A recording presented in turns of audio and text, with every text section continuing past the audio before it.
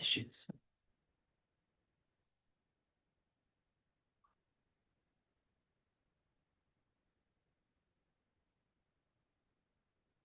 Okay.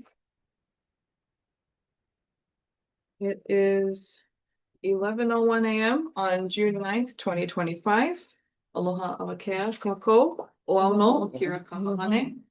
Deputy Director for the Commission on Water Resource Management. Thank you all very much for joining us here this morning. So this is an official meeting of the Nominating Committee of the Commission on Water Resource Management. We're here in person at the CWRM Conference Room in the Kalanimoku Building, 1151 Punchbowl Street, room 227. We're also broadcasting online via Zoom. This will be held as a regular public meeting subject to sunshine law. So before we start, I'm just going to go through some of the sunshine requirements. As far as testimony, members of the public may provide testimony in person or remotely via Zoom or by phone. Written testimony may be submitted to dlnr.cwrm@hawaii.gov or ivalani.hr.kaa@hawaii.gov. Testimony can also be mailed to P.O. Box 621, Honolulu, Hawaii 96809. Late written testimony will be retained as part of the record, but we cannot ensure that the committee will receive it with sufficient time to review prior to decision making. Those who wish to provide oral testimony may do so in person here at the Kalanimoku Building, by Zoom or telephone, by following the directions listed on the agenda for this meeting. We ask that you do not use the chat box on Zoom to communicate with the committee, as this presents a sunshine issue. The CWRM Nominating Committee will meet for the purpose of selecting at least 3 nominees for each anticipated vacancy on the Commission on Water Resource Management. There are currently 2 positions to be filled on the commission. Qualified individuals must possess substantial experience in the area of water resource management. So before we proceed further, would our committee members like to introduce themselves? Let's start with you, Kyle. Hello, Kyle Duarte, Vice President of the Aina Hawaii Group at Kamehameha Schools. Aloha, good morning. Denise Antolini, retired UH Law Professor and active community member on the North Shore of Oahu. Aloha, I'm Tim Johns. I'm the President and CEO of Zephyr Insurance Company, and I'm the former chair of the Water Commission and the Land Board. Aloha mai kako, Ulalia Woodside Lee from Waimanalo, and I am with the Nature Conservancy.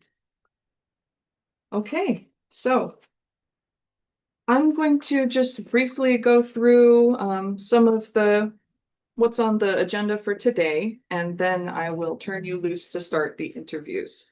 So, as stated earlier, I'm the Deputy Director for the Commission, Kira Kahahane. It's nice to meet those of you who I haven't met before this morning. Thank you for taking the time to serve in this role. It's very important, as I'm sure you all know. So,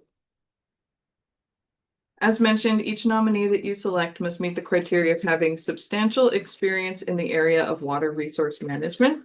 You're here to select a list of at least 3 nominees for each of 2 open positions for the Commission on Water Resource Management. That list will then be given to the governor to select a nominee who must be confirmed by the advice and consent of the Senate. Some of these instructions are included in your packet that is before you this morning. And so to briefly go through the general timeline, we recommend, and this is on page 2 of the handout, we recommend that you first select a chair to conduct the meeting and tabulate the votes, and then take public testimony if anyone wishes to testify before the interviews begin. Then conduct the interviews, and I've included guidelines on how to do this in compliance with Sunshine Law, though we have some veterans on our committee who I'm sure already know the ins and outs.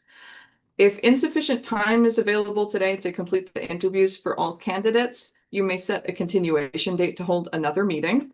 Because not all the candidates' interviews have been scheduled for today, June 9th, you will be required to hold at least one more meeting to interview all of the remaining candidates.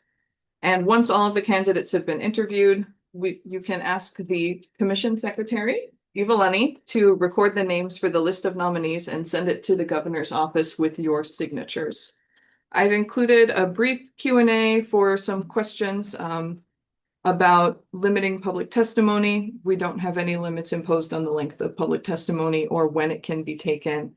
There are no specific questions to ask the applicants, though we've included a list of questions that have been asked previously. You're free to change those as you see fit. You may consider the uniformity of treatment for purposes of fairness and consistency in determining whether a candidate has substantial experience in the area of water resource management. You can select more than 3 nominees for each open position if you wish, and you may or may not choose to indicate a priority of nominees on your list. Generally, the list of nominees is subject to the provisions of the Uniform Information Practices Act, that's Chapter 92F Hawaii Revised Statutes. So you're responsible for maintaining the personal privacy of the candidates, whether they're nominated or not, and should not share the names of any candidates unless they have agreed to have them disclosed to the public. Because the nominating committee members are appointed by statute, this meeting is subject to state sunshine law and is initially conducted as an open meeting accessible to the public. To preserve the personal privacy of the candidates, interviews are usually conducted confidentially in an executive session, which is closed to the public. Candidates may request that their interviews be conducted in open session. So unless a candidate requests that the interview process be conducted in the open, you should go into executive session according to the following procedure. Make a motion to go into executive session before the candidate's interview begins. And the motion could be stated in various ways. We've included an example for you on this handout. At least 3 members of the committee must vote to go into executive session or the motion won't carry. Minutes must be taken by the commission secretary throughout the executive session, and persons attending the executive session should be limited to those who are strictly necessary. If a candidate notifies you that they wish to proceed in open session, please exit the executive session and hold the interview as an open meeting for that candidate. And if you do, please remember to ask if there's any public testimony regarding that candidate. Otherwise, you may remain in executive session until all remaining candidates have been interviewed. Each time that you return to an open meeting after exiting executive session, the chair should give a brief general summary of what was done in executive session without losing the confidential purpose for the session. You can address all matters in recess as necessary. Our current agenda indicates that interviews for the remaining candidates will be held at a future meeting on a date to be determined. If you're unable to interview all 6 whose interviews are scheduled for today, please leave executive session and publicly recess this nominating committee meeting, stating the new date, time, and place for further interviews. Because you won't interview all the candidates for the commission at this first meeting, you don't have to determine the final list of candidates today. But when you are finished interviewing all interested candidates, please take a vote to nominate individuals for selection while in executive session to protect the personal privacy of the candidates. And the last 2 pages of this handout are just some references from Hawaii Revised Statutes that you may find helpful to refer to throughout this meeting. So with that, the next item on the agenda is selection of the committee chair and call to order by the chair. I nominate Tim Johns. I second. I'm good with that. All right, It's like you've got the job. happened last time too. I was gonna say, who has the most experience at this, so now we know. Yeah, We're all here to support. Support. Good, good. thank you. Well, I will lean on that. Yeah. Okay, I'll take my leave now, but if there's anything you need, please let me know. I'll be right down the hall. Thank you. Thank you. I'm Deputy Attorney General Colin Lau. So if you have any questions, I'll be on Zoom or I can be available by my cell, and Ivalani has my cell. In the event that you can't reach me by cell, we have Cindy Young as backup too. So she has Cindy's cell as well. If there are general questions, you could come back into the public session and actually ask her for further information. okay. Okay, Okay. Thank you. good luck. Thanks, Colin. Okay, so we are still in open session.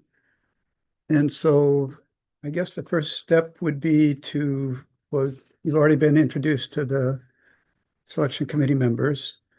So I guess the next step would be, I'll call the meeting to order. And then got the scheduling already set. We have a schedule in front of us. It looks like 3 of the candidates have chosen to be in open session and 3 of them have chosen to be in executive. So we'll be going back and forth between open session and executive session. The next step would be to see whether there's any public testimony before we begin the interviews. So is there any that's been submitted, or is there anybody online or on the phone that would like to offer testimony to the committee for its consideration at this point? Yes, this is Commission Secretary Ivalani Ka'a'a. We received 3 total written testimony. But these written testimony are on behalf of those who were executive session candidates. Okay. So we're not gonna post these online, but they are being passed out to committee members. And then we also have a few people online who are desiring to give oral testimony. Okay. And in our agenda, we noted 2 minutes, because we are on a tight schedule, 2 minutes per oral testified. Okay. That's okay. All right, and we can respect that if somebody feels like they need to add more, then after everybody's given their testimony, if someone wants to offer a little bit more testimony, I think we could probably entertain that. You said 3, is that, oh, so you'll give it when, I only have, I added 2 already. Oh, they're in here somewhere. Yeah. okay, if they're in the materials. And then this is the third one. And then in Oh, yeah, terms, just one in candidate. B. Yeah. before we start the interviews, then in terms of the questions, are we okay with the questions that have been off suggested? And if so, do you want to do them in order so you know which questions you're going to ask, or you want to just wing it? I like if we rotate, just keep rotating, and Okay, I think they were fine. We might not get through all of them, but and sometimes the answers end up answering Yeah. more than one question. Okay, so why don't we do that, and then we'll just go in, starting with Ulalia 1, 2, 3, 4, 1, 2, 3, 4, and Yep. there's about 15 questions. Mhm. And just for the public's edification, we'll probably use the same questions. We will use the same questions, although the answers may vary, but we'll use the same questions for every candidate, at least as a starting place. Okay, so you want to bring on the folks who would like to offer testimony? First up, I see we have Lucy and Danae. Aloha all. I'm starting my video. Thank you for giving me this opportunity to testify. Congratulations, Chair Johns, and committee members. Thank you for your service. I'd like to testify in support of 2 of the 6 candidates. One is under consideration today in open session. This is Dr. Aurora Kagawa Viviani. And I have watched her and interacted with her on the Water Commission for the past number of years, 4 or 5 years. And she's just an exemplary commissioner, thoughtful, does her homework, really prepared with the questions that need to be asked, and always gracious and seeking solutions. That is what you need as a commissioner. Her background in engineering and science and her work with the Water Resource Center are also excellent fits for this position. I would also like to support candidate D, who cannot be named at this time.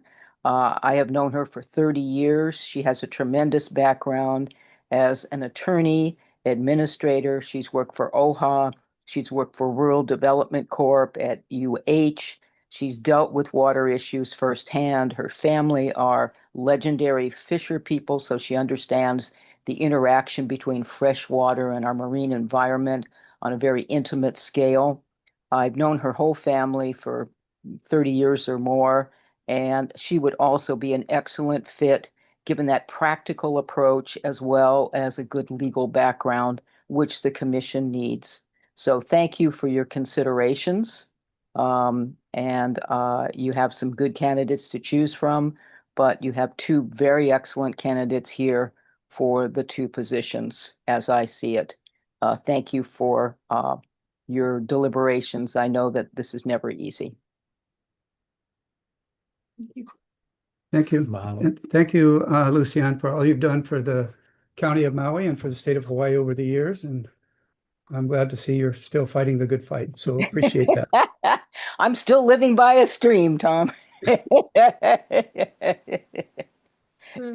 Right. Any questions for our testifier? No. All right. Mahalo. Mahalo.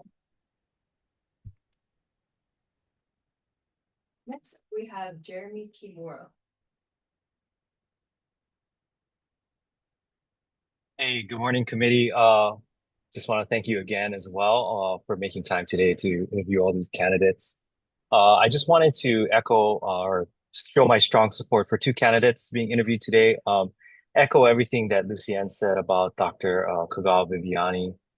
As you know, especially Denise, the job of commissioner can be a tough one, sitting on the commission and having the tact as well as the grace and just being able to listen to people that come forward to the commission and really act with empathy to people who are trying to navigate a very difficult, cumbersome process, really just to exercise their rights and advocate for the well-being of water can be difficult. And I feel like Dr. Kagawa Viviani has shown her ability to do that over and over again. I've also known her personally for many years, over 20 years now. Both of our kids are the same age. We're good friends, I would say. And she's doing great work really to improve the well-being of water in Hawaii. The other person I want to testify in support of is Dr. Dana Okano. He heads the Freshwater Council for the Hawaii Community Foundation. And I think the ability to bring people together around a common cause, again, to further the well-being of water is really important. And she's shown the ability to do that. And I feel like the commission desperately needs that type of leadership and to bring people from all sides of the issue together to find commonality and common ground. The last thing I'll say is that I'm testifying today in my personal capacity as a former employee of the Commission on Water Resource Management in the Water Resource Planning Branch. So thank you again for the time. Thank you. Any questions? If not, Jeremy, again, thank you for your service to CWRM and to the state of Hawaii. It's, as you say, it's not an easy job. So, okay, any other questions? If not, we can go on to the next Next up, testifier. we have Nako'o Warrington.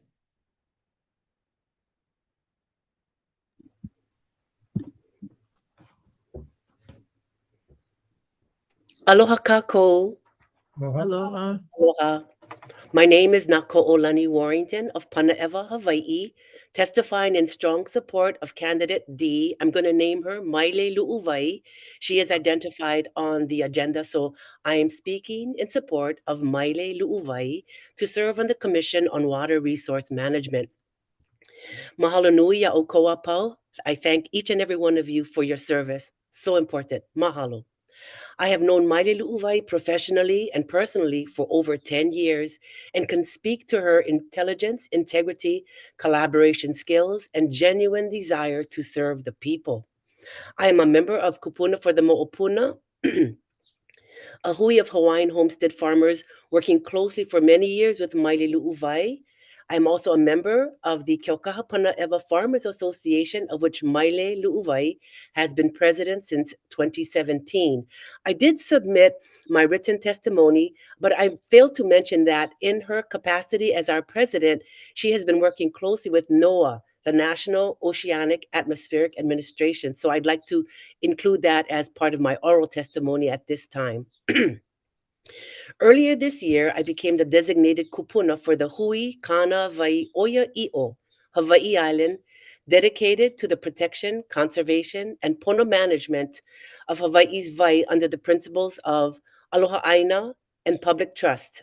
In my capacity, I am confident that Maile Lu'uwai's professional history, including her tenure serving with the Office of Hawaiian Affairs, overseeing matters dealing with Aina and Vai policies, and her personal record of Pono advocacy for the Aina and Vai clearly demonstrate Maile Lu'uai's high level of Pono water resource management. Maile Lu'uai's exemplary legal accomplishments, proven record as a servant of the people, unquestionable integrity and trustworthiness make her well qualified to fulfill the state's kuleana as trustee of water resources through the administration of the State Water Code dedicated to a Pono Vai legacy for Hawaii's future generations. So it is with great confidence that I strongly support the candidacy of Maile Lu'uvai and respectfully request this nominating committee, Mahalo Nui Loa, include her name on your list to the governor for his consideration of Maile to serve on the Water Commission. Mahalo Nui Loa Ya'uko Apau. Mahalo. Any Nako. questions? Or Nicole, again, mahalo for everything you're doing for the Big Island. I'm sorry, the island of Hawaii, or whatever we're calling it these days, and for the state of Hawaii as well. Questions? Right. Thank you very much. Thank you for taking the time to testify. Mahalo. Aloha. Aloha. Okay, next up we have Ray Dean Yahiolalo. Aloha, everybody. Mahalo for your time. I am testifying in strong support of Maile Lu'uai. I submitted written testimony, but I thought to stay within the 2 minutes, I would just read some of the highlights of my letter of support. I've known Maile since 2013. We served on the President's Executive Leadership Council at Chaminade University, where she was the executive director for compliance, and I was the director for Native Hawaiian partnerships. I can tell you that Maile is one of the most impressive professionals that I've known, and we fast became friends as part of our work together on the council. You know, one of the things that I've noticed with Maile, and she has a very well-versed and diverse background, is that she has a tendency wherever she goes to demonstrate exceptional leadership. And at Chaminade, you know, she basically did a complete overhaul of the policies to ensure legal compliance and maintain fairness and equity. And she did this within her first year there. She created systems that brought clarity where there wasn't any and consistency, and fostered an environment that made faculty, staff, students, and even the board feel safe, heard, and valued. And I think that that's not the exception, but the rule for Maile. She's also fluent in administrative rules and state regulations, and has this rare ability to assess complex issues into actionable decisions. I think she's a very careful and thoughtful leader. She has a way of being able to prioritize the collective good with individual impact, which I think sometimes can be a very difficult thing to do, especially when dealing with community or various constituents or the public. One of her greatest strengths is in her ability to collaborate across diverse communities. She brings a level of respect, cultural sensitivity, and has a solutions-oriented mindset. You know, these I think are really critical qualities for anyone who's stewarding Hawaii's natural resources and cultural resources. And for all these reasons and more, I recommend Maile Lu'uai without any reservation whatsoever. And I believe she would be a tremendous asset to the people of Hawaii. And thank you for your consideration. Hello. Questions? All right. Thank you very much. Thank you for taking the time to speak to us, and we'll definitely take your testimony to heart. Mahalo. Okay, who's next? We have 808-640-2626.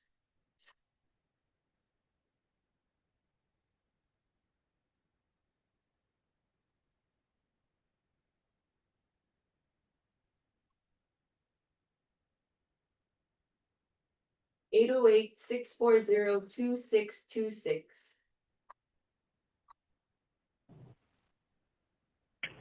Hi, aloha. My name is Elizabeth Ann Masaoka, and I'm hoping you all can hear. I'm on a device that I was not knowledgeable of using. But anyway, can you hear me?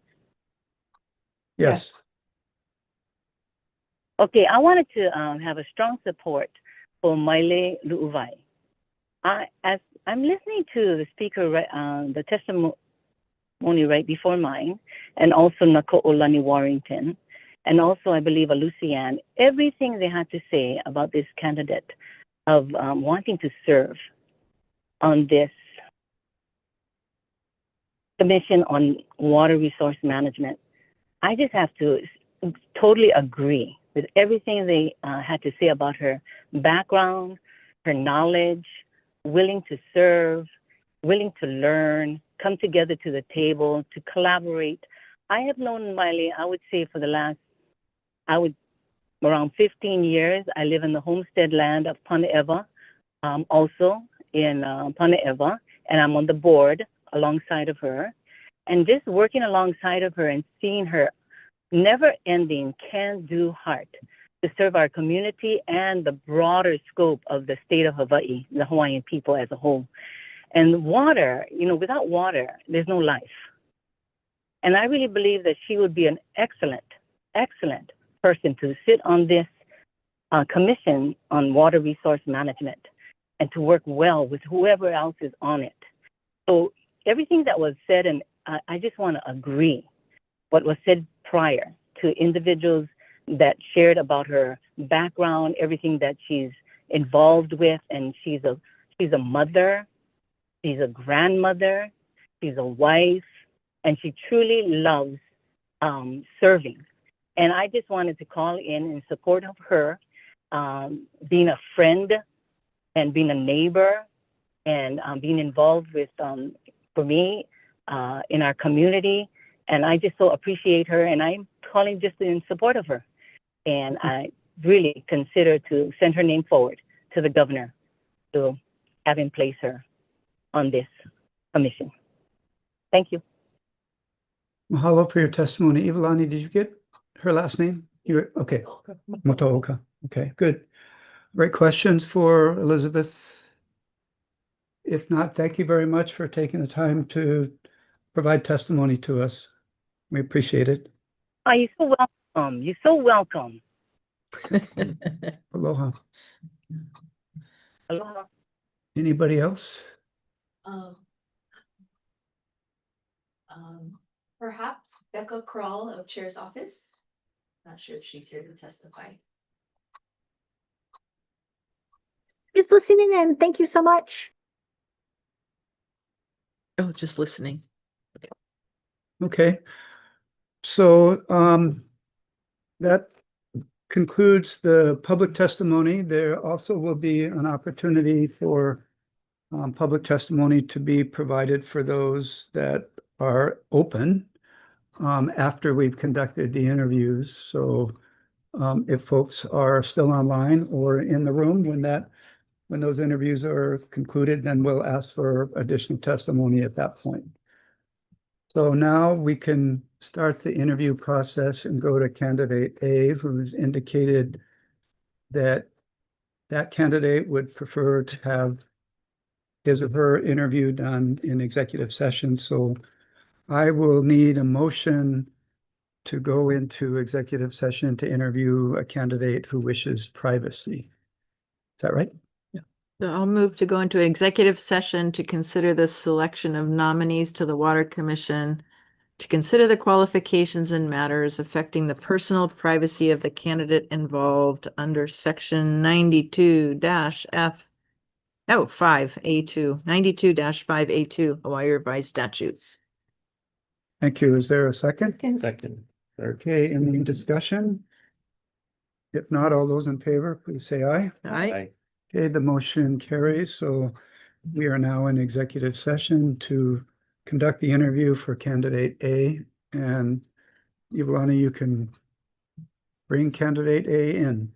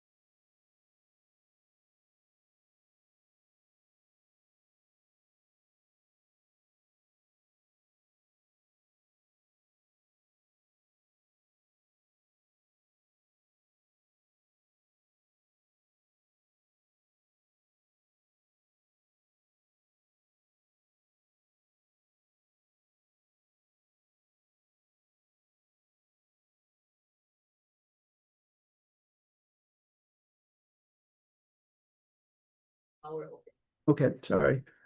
Thank you. We're back in open session now. We're reconvening in public. We've exited the executive session during which we interviewed a candidate regarding their application to be on the Commission on Water Resource Management. And in a few minutes, we will start the interview process with our next candidate, which will be done in public. Yes. Managing the circuit. Yeah, it's, And you. yeah, right. Yeah, I had a hard time with this last time because I don't remember. We're not on it.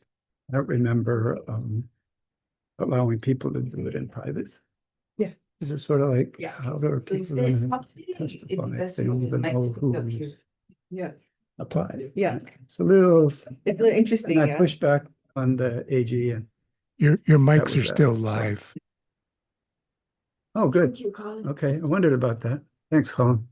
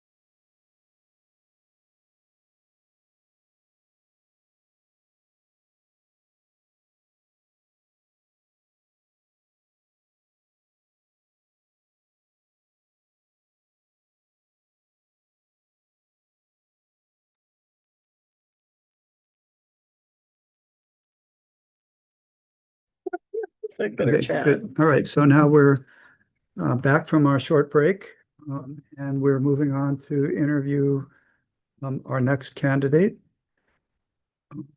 And at the end of this interview, since it's done in public, we'll ask if there's any additional folks who want to testify, although we have just for everyone to know, we did get 2 pieces of testimony at the beginning of our session today from 2 members of the public who testified in strong support of this candidate. So this, you'll have to bear with us because since you are already a veteran of this, it's not your first rodeo. So yeah, we will be going through, we do have a series of questions. We'll rotate through those. We have about a half hour to cover most of this. And we'll start with Ulalia and kind of rotate amongst the different questions. Aloha, Aurora. What is your water story? Ooh, I had to draft it and redraft it to cut it down. But if I think back to it, I grew up on the slopes of Fort Waina, and really not in an area that was very wet, though the street is a Waiulimu. And I grew up going to Poa school, walking with my grandpa across that concrete bridge and really getting to know Poa stream through chain link fence. And I had never actually touched the stream when I think about it, but we used to climb through and collect those tears. So this is like urban living, right? And later in life, I went away to school, ended up studying environmental engineering because I thought engineers solve problems and environmental engineers solve environmental problems. It doesn't really work that way. Came back home to UH to follow another environmental engineering to a botany department and got into hydrology. And so that's where I entered thinking about water as it cycles through the full system and evapotranspiration, which is the flux everybody doesn't think about, that unseen water. Worked in North Kohala for a formative couple of years. I had an opportunity to be a field tech, and around 2008, 9, 2009, maybe 2008.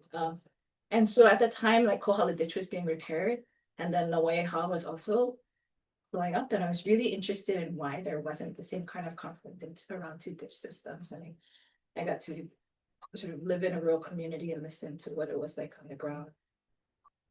Urban private school person living in North Kohala was a really incredible learning experience for me, to be around Kohala, Waimea. I'd been in South Kona before, but to understand the different ways people understand water and interact with the landscape, ranching having its own history. And I worked as a field tech on a project in the Kohala dryland field system. So it's also interesting, how you can cultivate it without irrigation water. And so that kind of has left a major imprint on me and what I chose to do after, which was pursue a PhD in geography, hydrology, and then take the leap into serving on the commission in 2021. So it's meandering.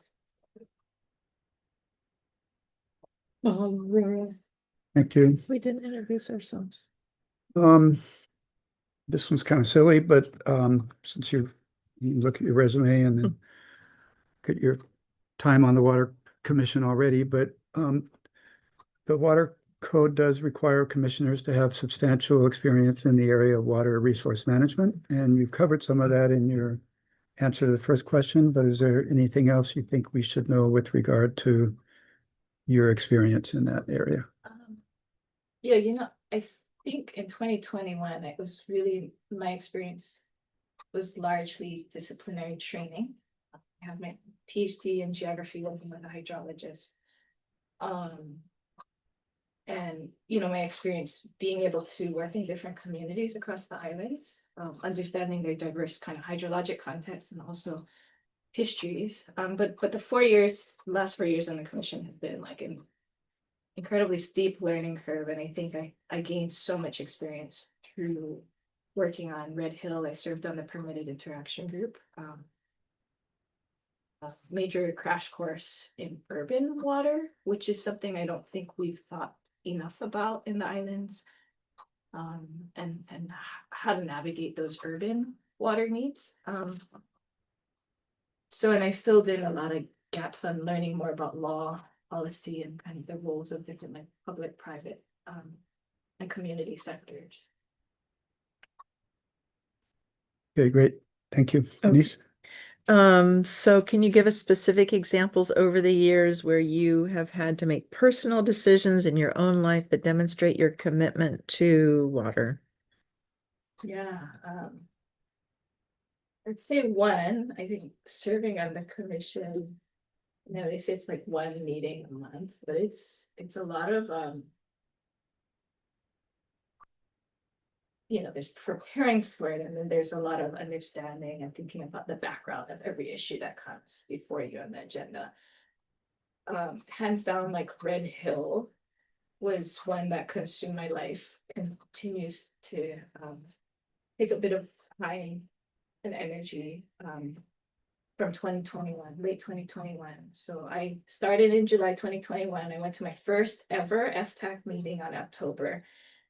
And then by December 3rd, was really involved in the UH response to Red Hill. Kind of supporting student community concerns and questions. In early January, was serving on the permitted interaction group at the request of the deputy. So that involved like a lot of meetings. I mean, early on, it was Zoom meetings. I felt like almost every day. And really information gathering to make sure that we had what we needed to put together a good report for the full commission. And then on the UH side, you know, there's a whole coalition of people who were volunteering to figure out how to help answer questions and provide expertise. So I'll just say that continues to be pretty defining. Like I would rather, my older I used to work in the forested area, very nice, calm, quiet, beautiful. Where I am now where I'm as a faculty member at UH is like pivoting to urban hydrology, which is an area that I do not feel super comfortable with, but that is actually where the need is. So I know where the need is. I'm just curious, what is the pig POW? Yes, Okay. like once we submitted the report, just saying no action was taken, but we laid a record. Thanks. Okay, I'll ask the next question. We've been doing this for 4 years now, but maybe summarize for us in little words, as of, you know, the water resources of the state public trust. What are your duties as a commissioner and trustee on behalf of the public? Yeah. In your mind? You know, it's funny. So I'm a commitment alum, and you hear a lot about the trust and trustees, and I've like different places to pay ask. And then, so as a trustee serving on the commission, I feel like it's really important to make informed decisions, right? That are accountable to beneficiaries, and the beneficiaries are, you know, the public, people of Hawaii, and also future generations. So if I think about the trust in that long sense, but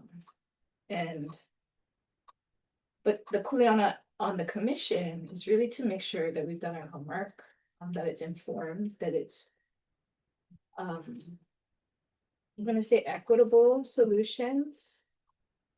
The framing I was given was, you know, we're looking at public trust. Water is a public trust resource, but also reasonable and beneficial use, as if this is like a balancing act. But I think for me, I need to think about it as finding solutions that meet multiple needs. And with that long-term kind of stewardship in mind. So there's like legal definitions, right, on public trust too. We can get into that, but I think that's a sort of a philosophical view of it's not a zero sum game. We have to find creative solutions that where there's mutual reinforcement of, you know, clean waters, traditional and customary practices.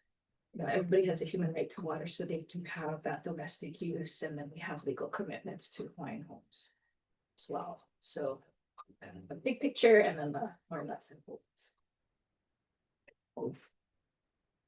I think I'm gonna ask the next question, although I think for me you've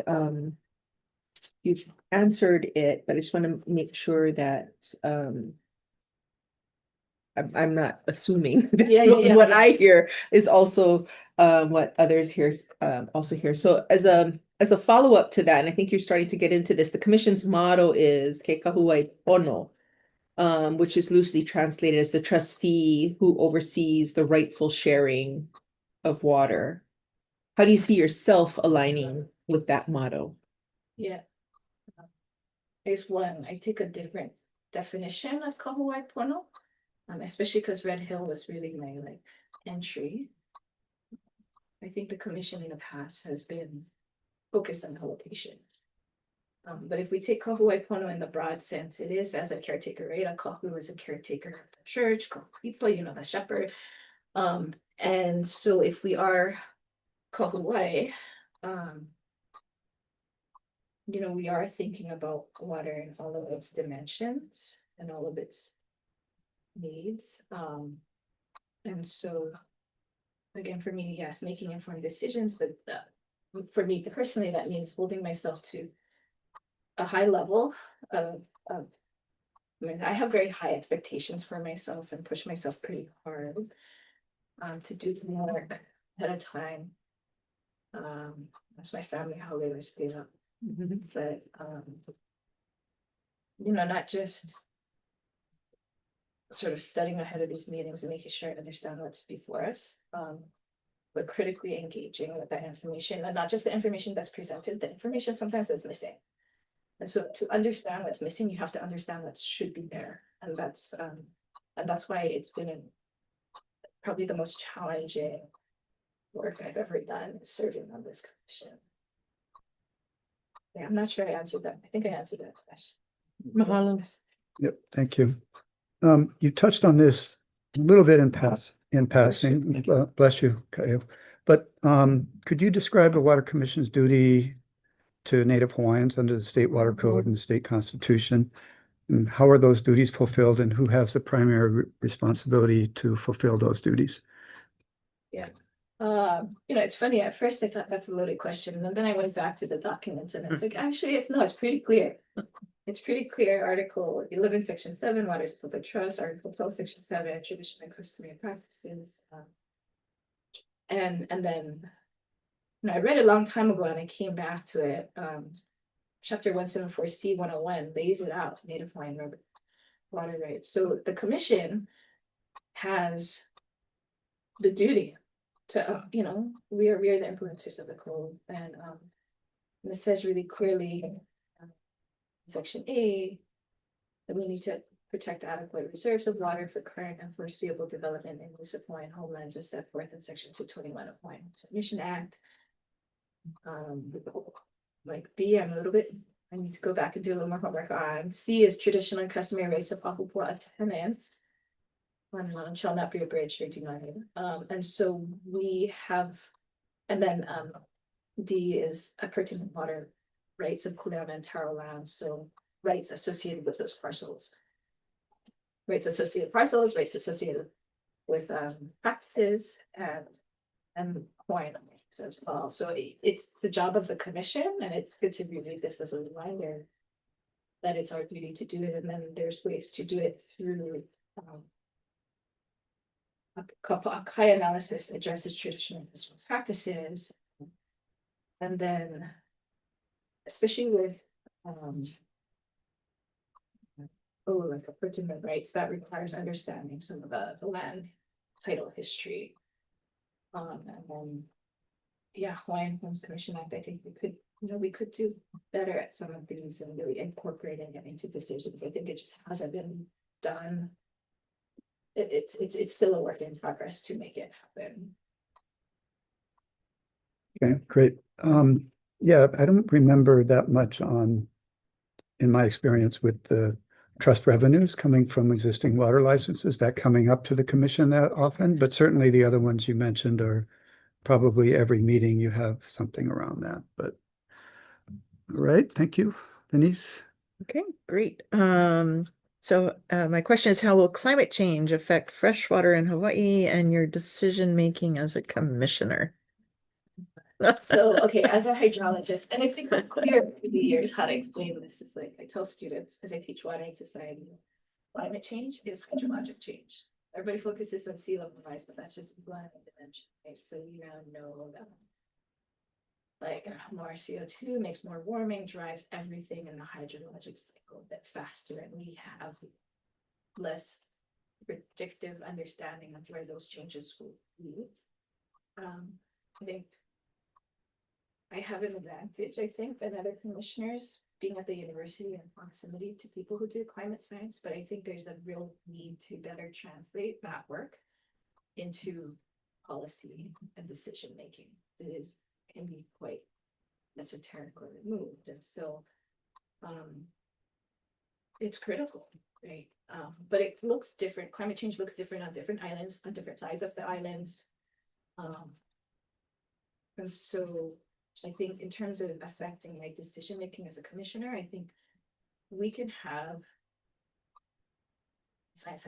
these global models and then island-wide models, but we also need to have people on the ground who are telling us what they're seeing in real time. So the ranchers will tell you, oh, they're seeing the brown line moving up, or they're seeing, these changes, and we are not really always incorporating that into how we're navigating kind of future scenarios.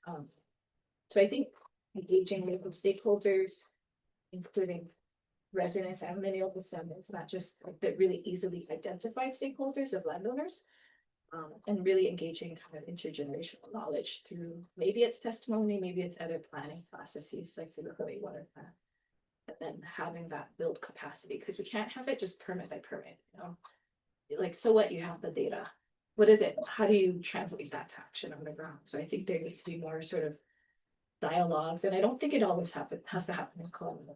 Maybe it really needs to be held in places. So hopefully that comes up. It is coming up with has come up with designation, and then maybe there's other form or adaptive capacity gets built. But we have data. There's good data that the commission commends.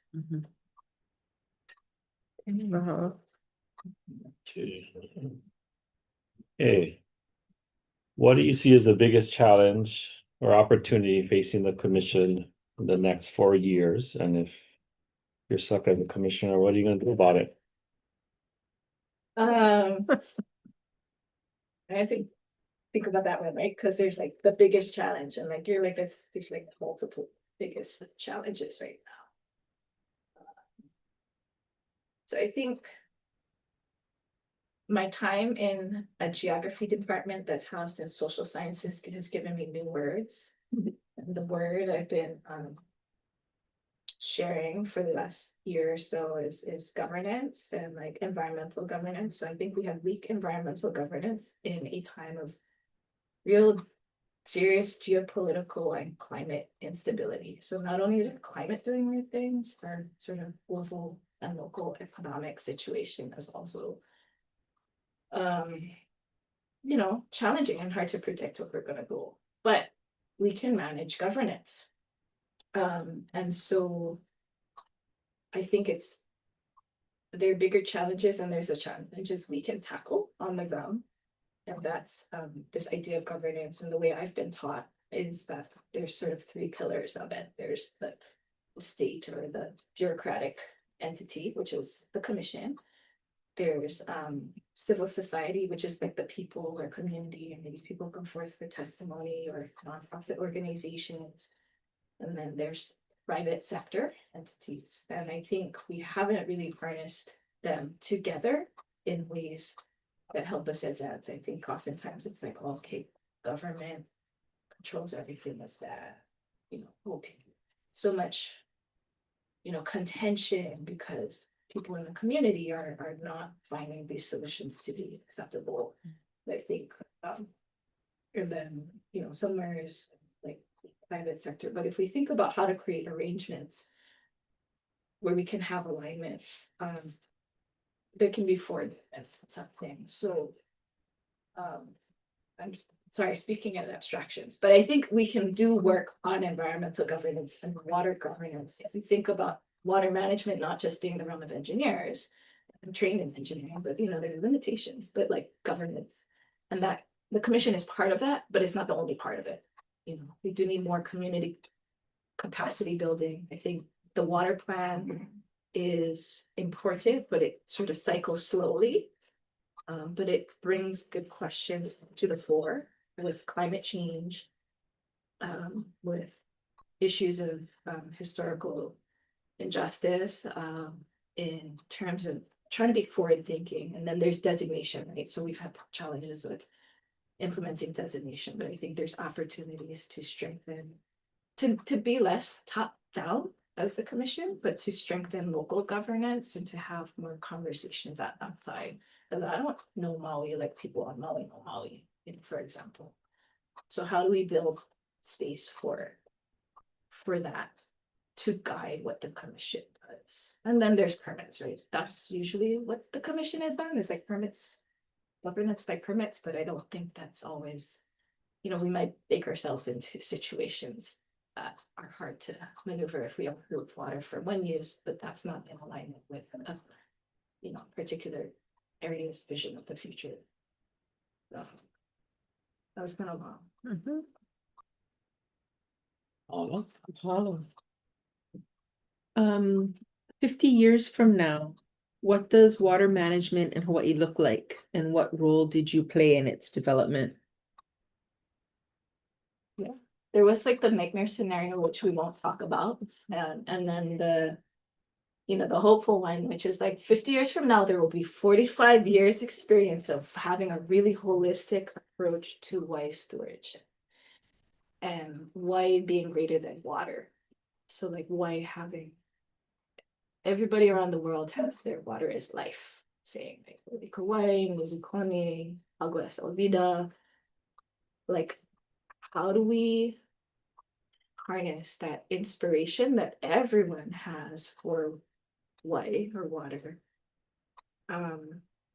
into actionable daily, everyday practices and policies? And I guess for me, an example of this is everybody values Hawaii, but we use our springs and streams on Oahu as drainage dishes for deity. Is that like, okay, so while we say that, what we're doing is not in alignment. So, okay, if that's the case, then what should we be doing?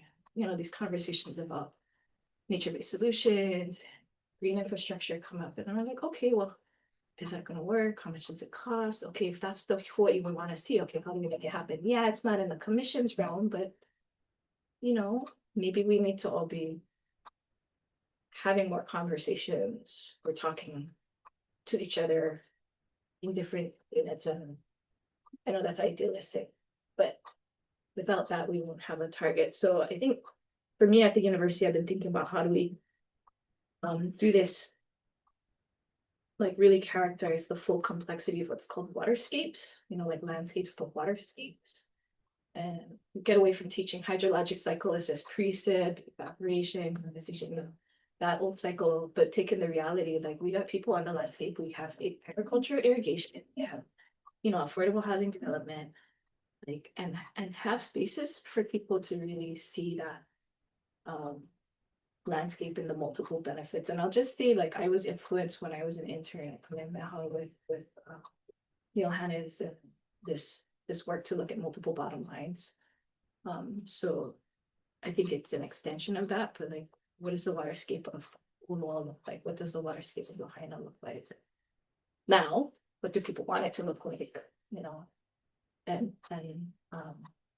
what are you willing to do to make that a collective pushing that. But So I have a few logistical questions and then I'll give you the opportunity to make any final comments. So the first one is, what is your availability to travel to the various islands, attend and participate in the scheduled meetings and site visits? available. Okay. Do you have the capacity, the capability to participate in online formal meetings? Okay.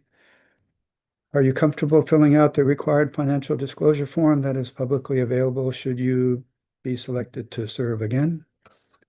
And do you know if your other affiliations, employment obligations, etc., might create a real or perceived conflict of interest and require you to recuse yourself from key votes? Yes, so when it comes to funding awards through the Water Resources Research, because Okay. that's my. All right. And so do you have any final comments or Manao you'd like to share with us regarding your candidacy? I've really appreciated being able to serve the last 4 years. I could not have imagined I knew what I was signing up for. And my family thinks I'm maybe a little bit irrational to reapply. But I think if I can provide a valuable service to the commission, then I'm happy to work it out. I think I wanted to share a thought I got from a student I was working with a couple of years ago. It's that like when water is well, when Y is well, people are well. And then when people are well, then we have like social institutions and arrangements when people are working together. Then water's here. So I think I have to believe this is true. And I appreciate the opportunity to like help actualize that because I sit in front of 20 students, 30 students twice a week. They sort of look at me like, okay, now what are you doing for us? Okay, great. Any questions from the rest of the committee? All right, thank you very much. Thank you for your willingness to serve again. It's not an easy, definitely not an easy road. So No, it's for the opportunity and yeah, it's kind of fun being on the other side. It's The other side of the table. so the committee will continue to interview the rest of the candidates and you know how the process works. We will do our deliberations and deliver a list to the governor for his consideration. We probably won't be sending up the names until July, just because of the numerous candidates we still have to interview. But Thank you very much. Nice to meet you. aloha.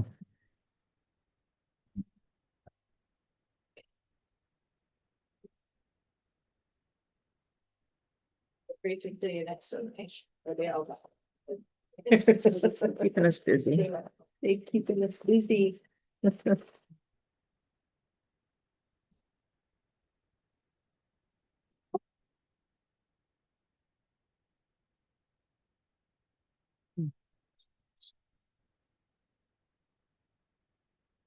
So we are still in public and we have, when does the next candidate? 5 minutes? 1 minute. 6 minutes?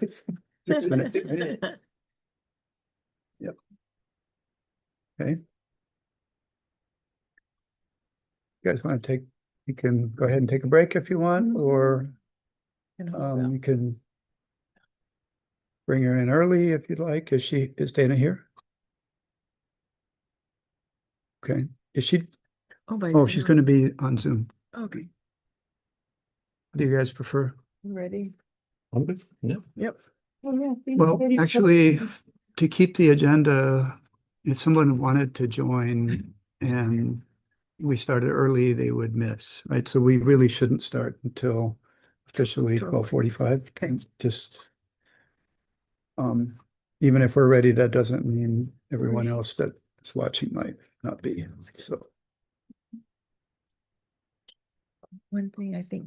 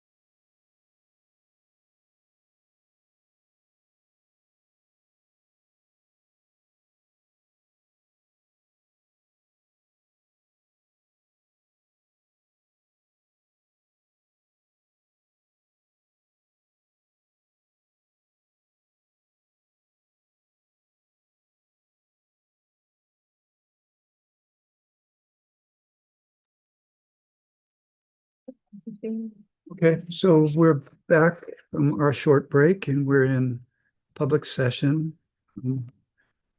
And we will start the next interview with candidate Dana O'Connell, and we will introduce ourselves, Dana, to you, although you may know some of us already. I'm Tim Johns. I'm the chair of the selection committee, and I'm a former chair of the land board as well as the water commission, and I was at once the water deputy.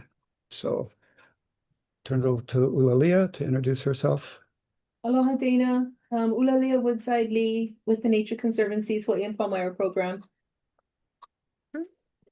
Aloha, Dana. Denise Antolini, former UH law professor and active in North Shore community issues. Nice to see you. Hello, Dana.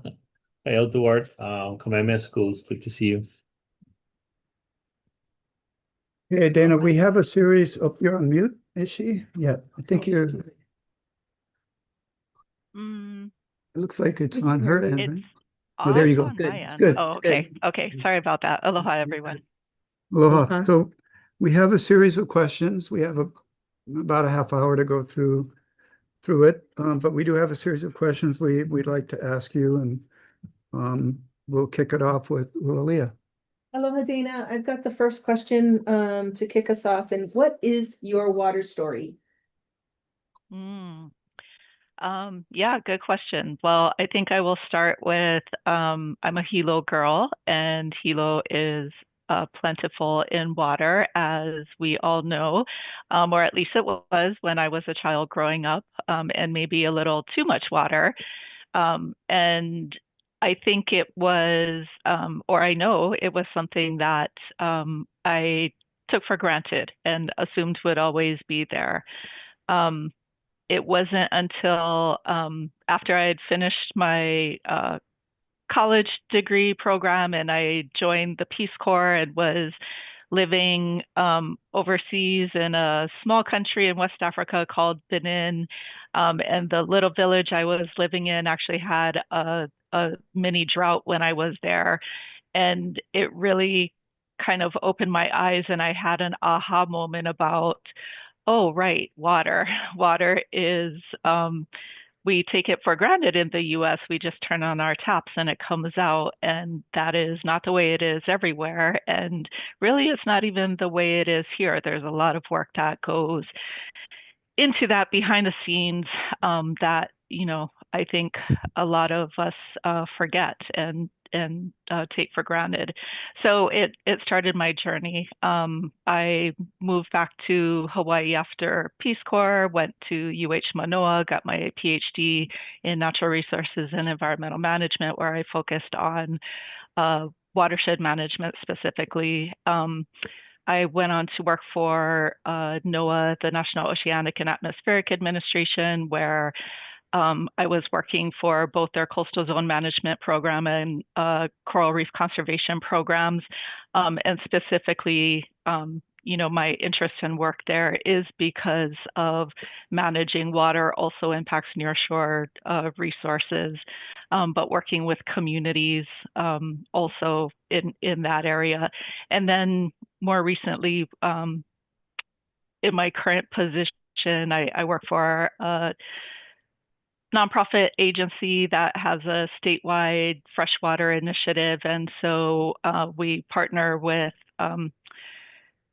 both government agencies and nonprofits across the state that are working on various water issues, primarily right now, mostly focused on water infrastructure issues.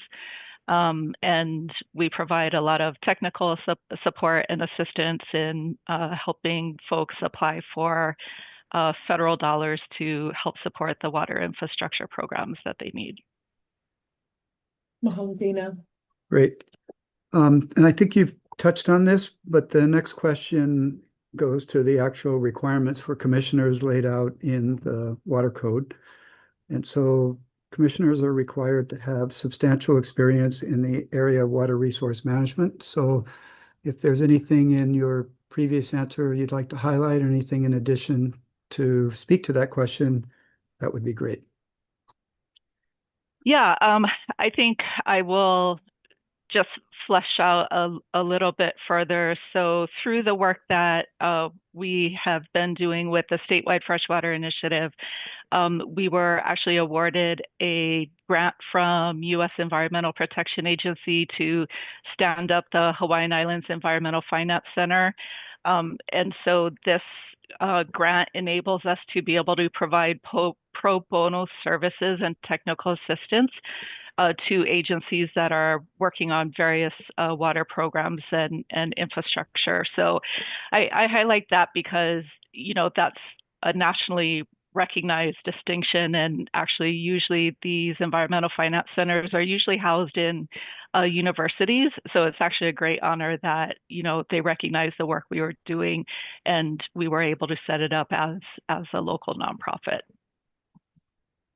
Great, thank you. Okay, once again, if you may have touched on some of this already, but can you give us specific examples over the years where you've had to make personal decisions in your own life that demonstrate your commitment to water?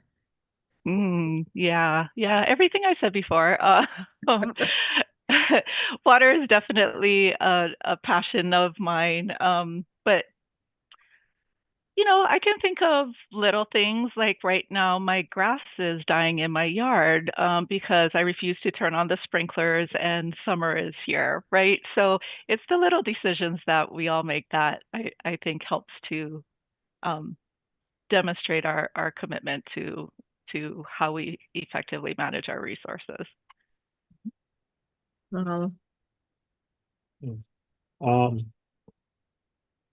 Dana, water resources recognized as a public trust in Hawaii, and if selected, what are your duties as a trustee commissioner, and how would you fulfill them?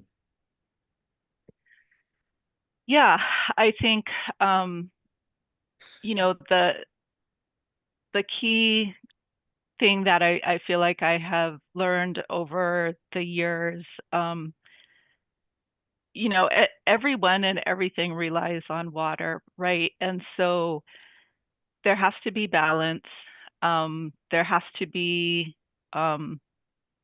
fairness and equity, excuse me, and really deep understanding in not only the issues, but the broader impacts of any decision, and being able to appropriately and fairly weigh all of those decisions. I feel like in my work, I've worked hard to really try to find the decisions that are mutually beneficial in trying to work with folks who maybe have opposing views. I think that's inherent in the public trust doctrine is we have to serve all of the interests of the communities, and finding that balance and the mutually beneficial is the way you go about that. Thank you. Thank you, Dana. This next question goes into it a little bit more, and that is focusing on the commission's motto, Ke Kahuai Pono, which can be translated as the trustee who oversees the rightful sharing of water. How do you see yourself aligning with that motto? Yeah, absolutely. I think you know what I was starting to describe earlier, right, is there.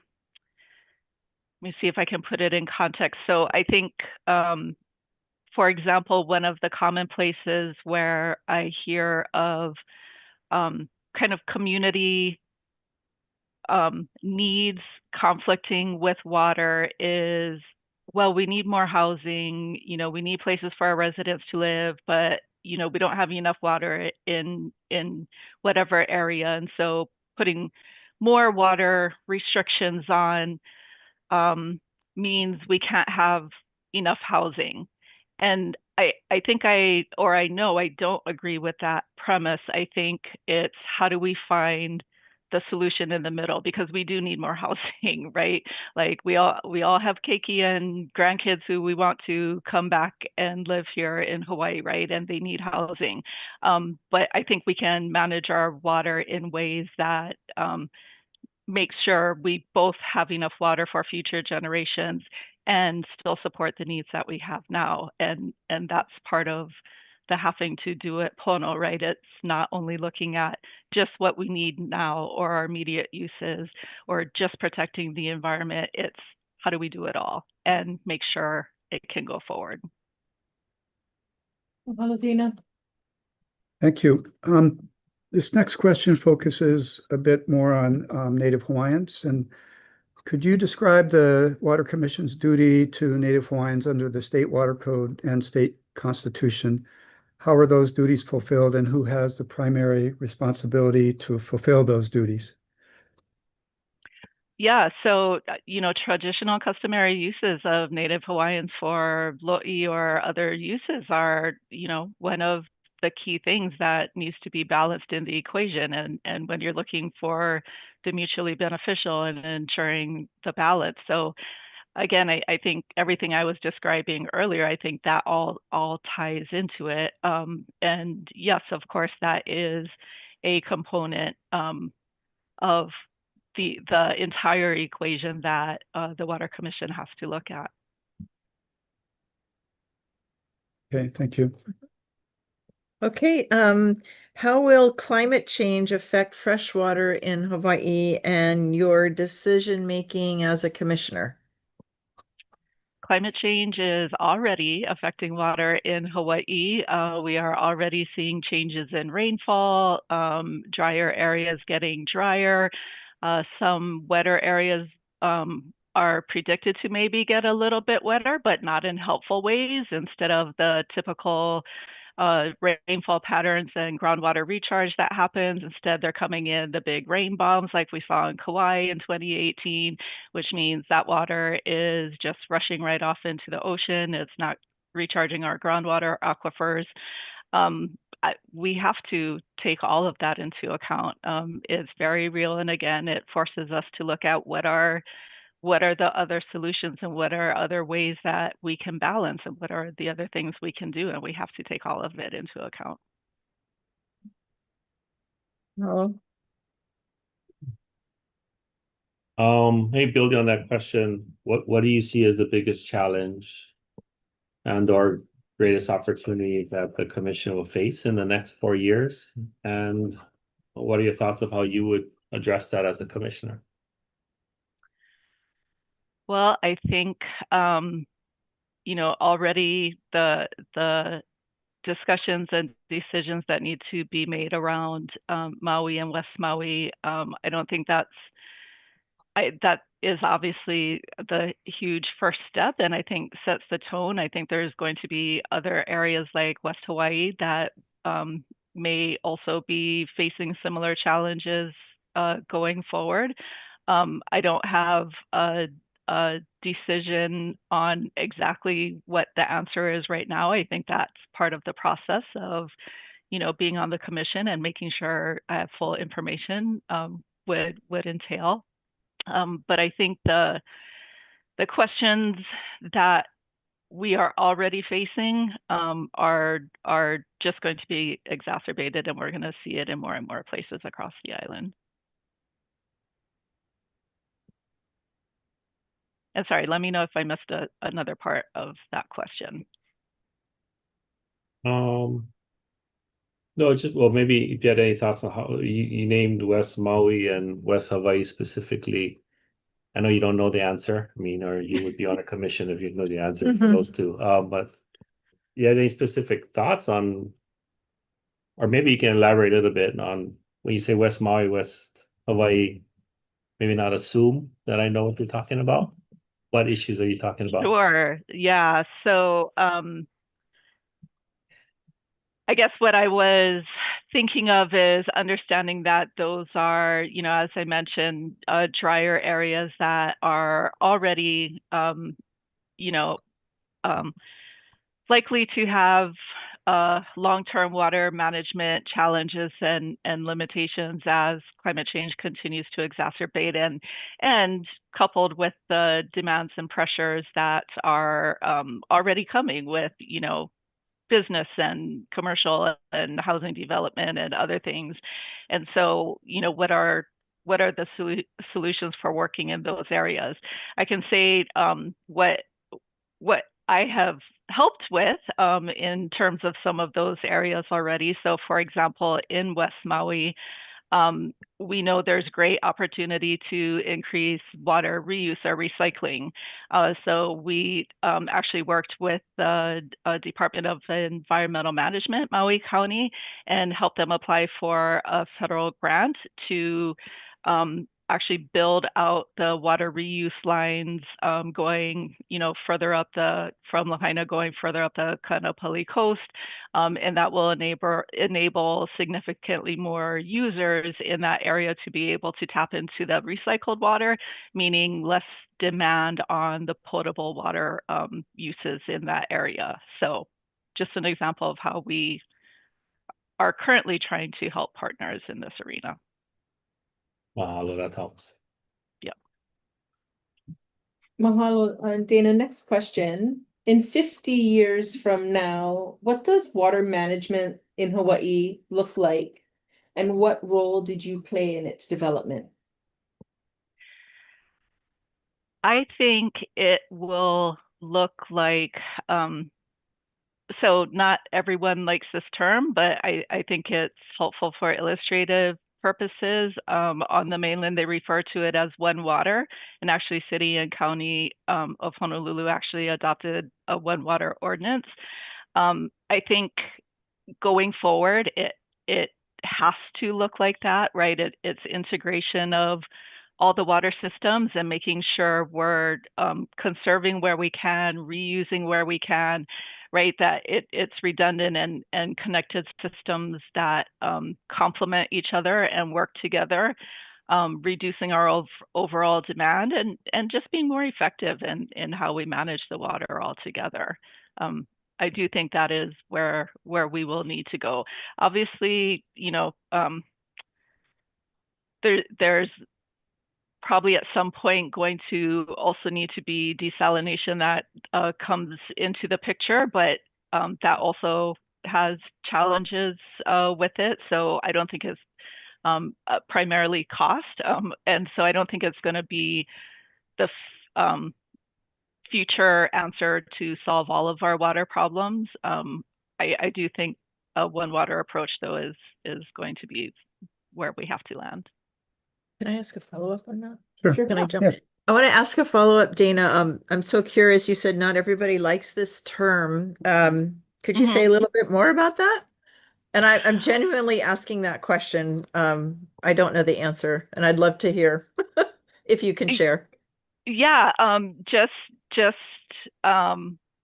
think here in Hawaii, sometimes we've gotten a little bit of with the term. It just doesn't sit right with all communities, and maybe there's a better term. I don't know what that term is in Olelo, Hawaii, that would make more sense or help people understand. One of the things I think that is interesting and unique about Hawaii is I think the traditional understanding of how water works and really how our ecosystems work makes more sense than what is traditional on the mainland anyway. And then at some point, the mainland kind of catches up.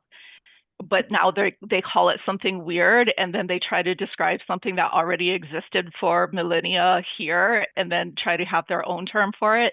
And I think that's why it doesn't sit well. And I get that, so that's fine. We can change the term, but as they talk about it on the mainland, and as you find it in a lot of the literature, it's the One Water approach. Yeah. Thanks. Appreciate that. So Dana, I have a few logistical questions and then give you the opportunity to offer any final comments or what you'd like to share with us. So the first question is, what is your availability to travel to the various islands, attend and participate in scheduled meetings and site visits for CWRM? Yeah, as long as they are scheduled in advance and I know they're coming, I can work around them. Okay. And I think today is evidence of this, but do you have the capability to participate in online format meetings? Yes, I can. Okay. Next question is, are you comfortable filling out the required financial disclosure form that is publicly available should you be selected to serve? Yes, I am. Okay. Do you know if your other affiliations, employment obligations, et cetera, might create a real or perceived conflict of interest and require you to recuse yourself from key votes? I don't believe so because most of the work that I am focused on at this point with the Freshwater Initiative is really focused on the helping to bring federal dollars in. I don't work on design or development of projects. I don't work on applications or anything of that sort on that end of it. So Okay, but you're aware of how conflicts work, and so you know yeah, how to recuse yourself and all of that. absolutely. Yeah. So now's the chance if you have any final comments you'd like to share with us or anybody that's watching this online. I would just like to say, first of all, mahalo to the committee for taking the time and being willing to interview me. I really appreciate it. And I would just be honored and humbled to be able to serve Hawaii in this capacity. As I've shared, I am very passionate about water. I've worked in it for many years and with many different partners. I think I could bring a lot to the table, and I look forward to the opportunity if you folks find I'm one of the better candidates. So mahalo. Thank you for applying and thank you for everything you've been doing for Hawaii's water future. Really appreciate it. Yep, thank you. Okay, so let me just confirm that since this is one of the candidates who's in open court, if you will, are there any other testifiers online who wanted to speak to this candidate? I would note that earlier on, we did receive testimony from an individual in support of Dana's candidacy. So I don't think there's any other, although we just lost our technical support. So now we're lost. Oh, nobody else? Nobody here in person or online. So with that, our next candidate, thank you very much, Dana. Okay, thank you, everyone. Aloha. Our next candidate will start at 1:20. So why don't we break and come reconvene at 1:20?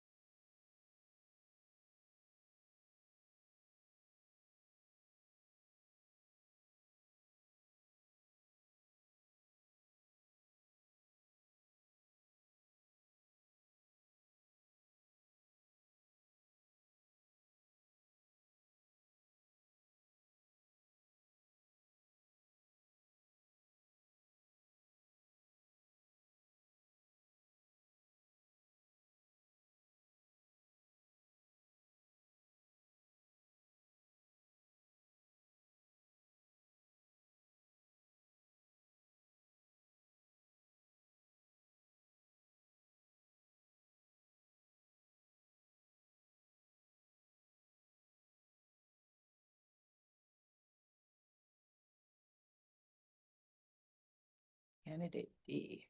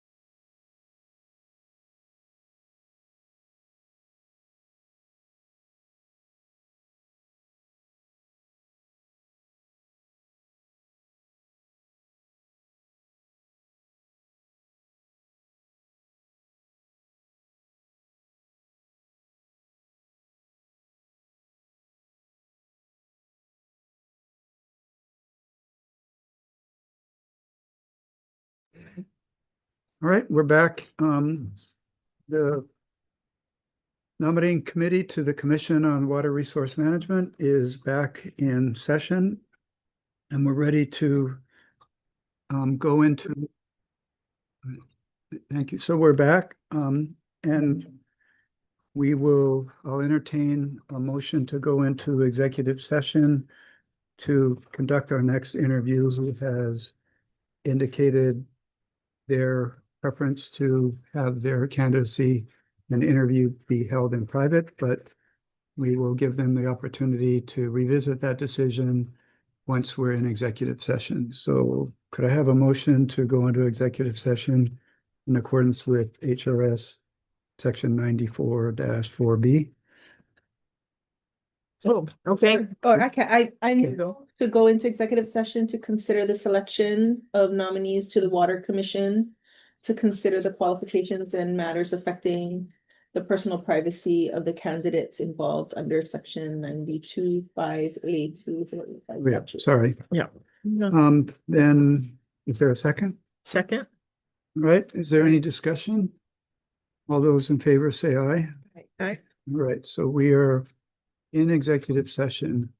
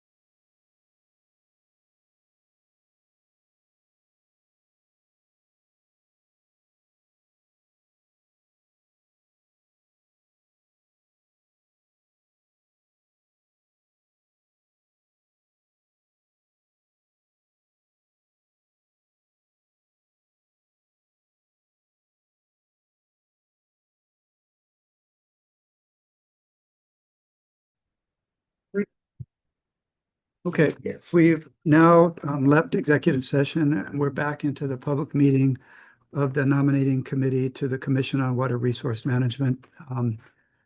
During our executive session, we interviewed a candidate regarding their application to be on the Water Commission for Water Resource Management. So we'll now be taking up candidate Moses Haya. And I do think we'll introduce the committee members. And then I know that there's some public testimony to be delivered. We'll go to that and then do your interview if that's okay.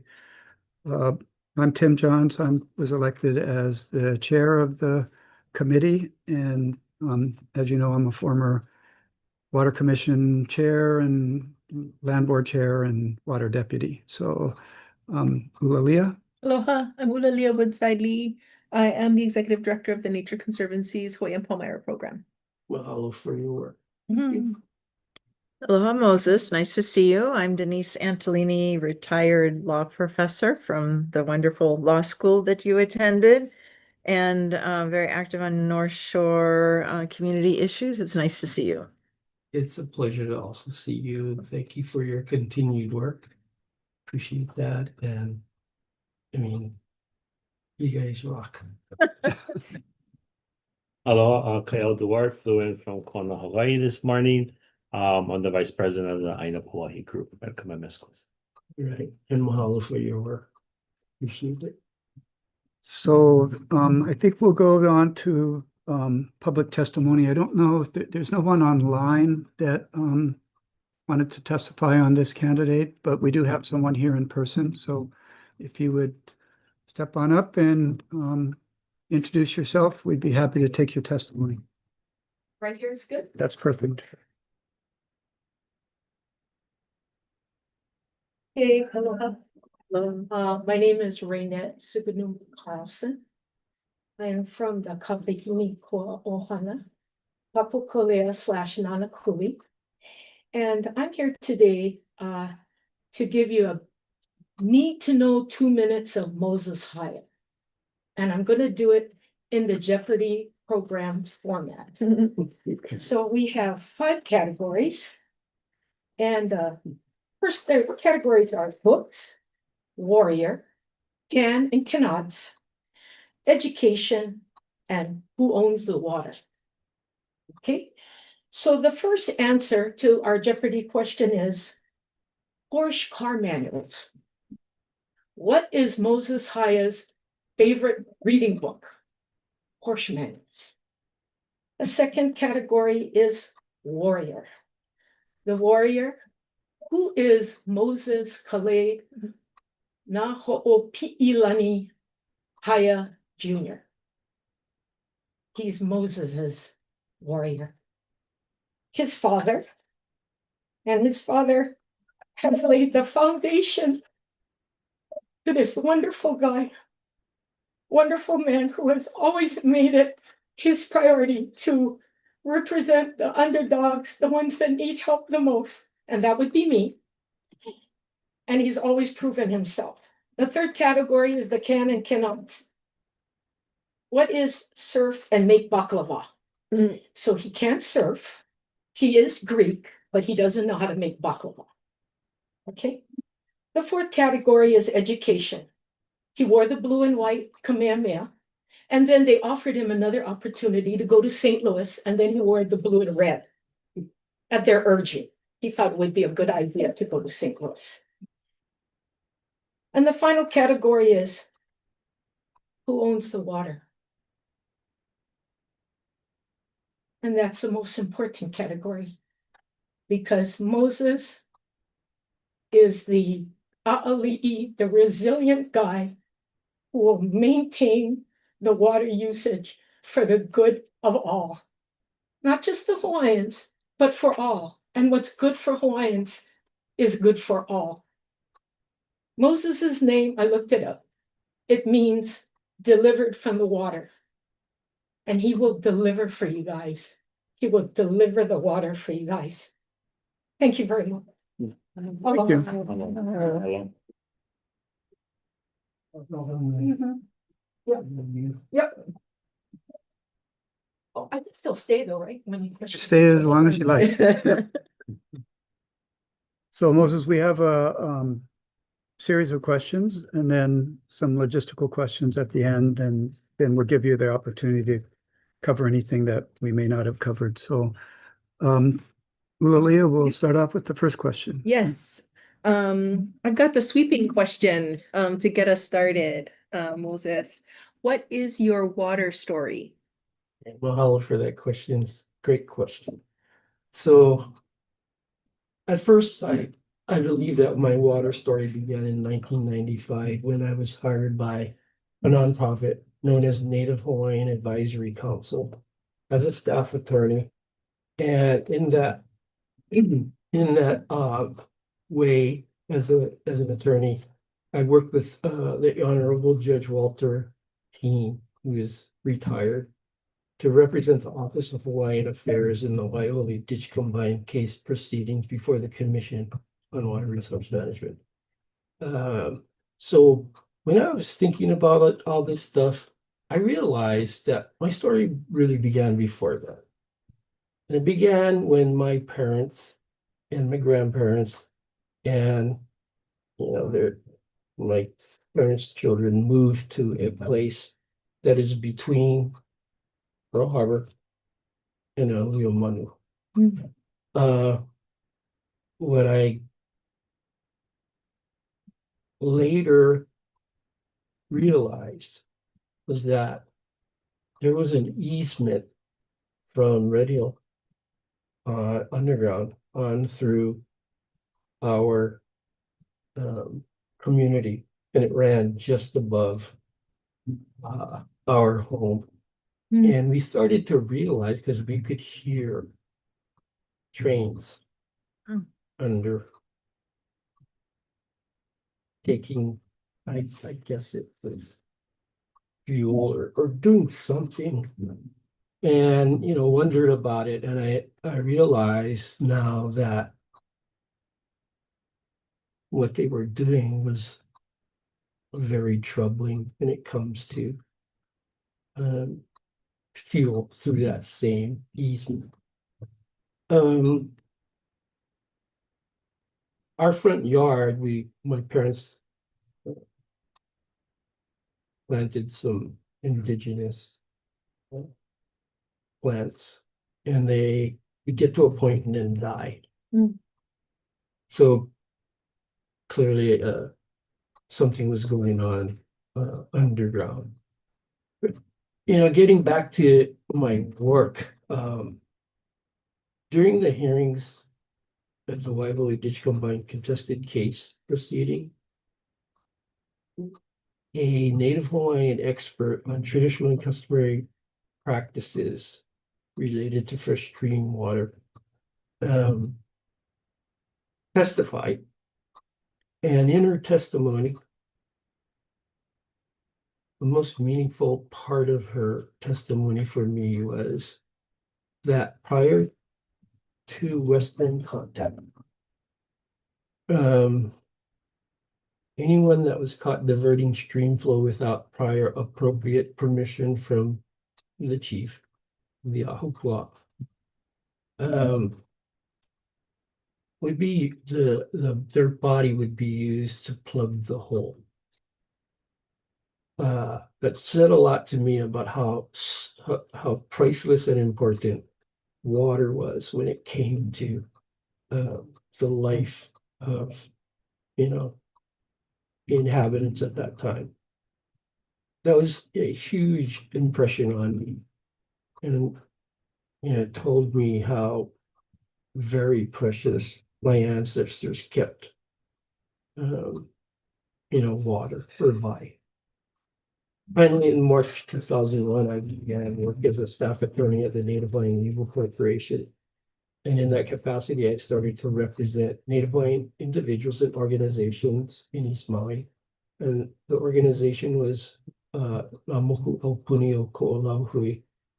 And we attempted to get stream flow restored to certain streams in order for our clients to to engage in traditional and customary practices, most of all, kalo. Clearly that case had an impact on me. And for the majority of my almost 20 years with the Native Hawaiian Corporation, I continue to represent Native Hawaiian organizations and individuals whose traditional and customary rights were impacted by stream flow diversions. That's it. So I think you've covered a lot of this already. I do think, just based on what you described, that you've covered how your experience has provided substantial experience in the area of water resource management. So I'll go on to the next question. You want? That's you. Oh, you want, oh, that's me. Okay. Well, I feel like he's answered that one too. Yeah, sorry. I'm just trying to Okay, I'm gonna skip to, again, you've touched on it, but if you could amplify about the state's public trust. So water resources are recognized as part of the state's public trust. As a fiduciary of the public trust, what would be your duties as a water commissioner, as a trustee, and how would you fulfill them? Thank you for the question. So my duties as a trustee would require that I ensure the best course of action for the protection and preservation of this public trust resource be taken. So that means that whenever appropriate, a proper balance must be struck between, and for lack of a better word, competing interests for that same water. For example, in a certain proposed development, affordable housing will help our state deal with homelessness, but may at the same time adversely impact the availability of water to other communities that are already relying upon that same source. What is the trustees or the commissioner's responsibility and duty?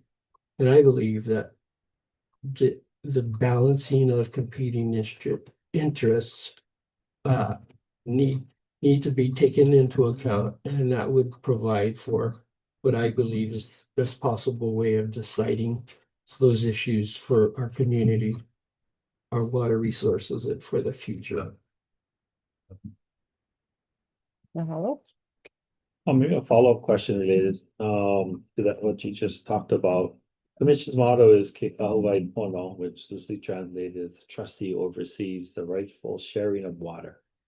How do you see yourself relating to that model? So in both my professional career as an attorney and my private personal life, I've always tried, after the 1995 case before the Water Commission, seek a proper balance when competing interests are involved. So Renike Kahawai Pono was and must remain the foundational principle and guidance for anyone who either professionally or personally uses this precious source of life as a means of ensuring that it is used in a way that survives our lives and the lives of generations to come.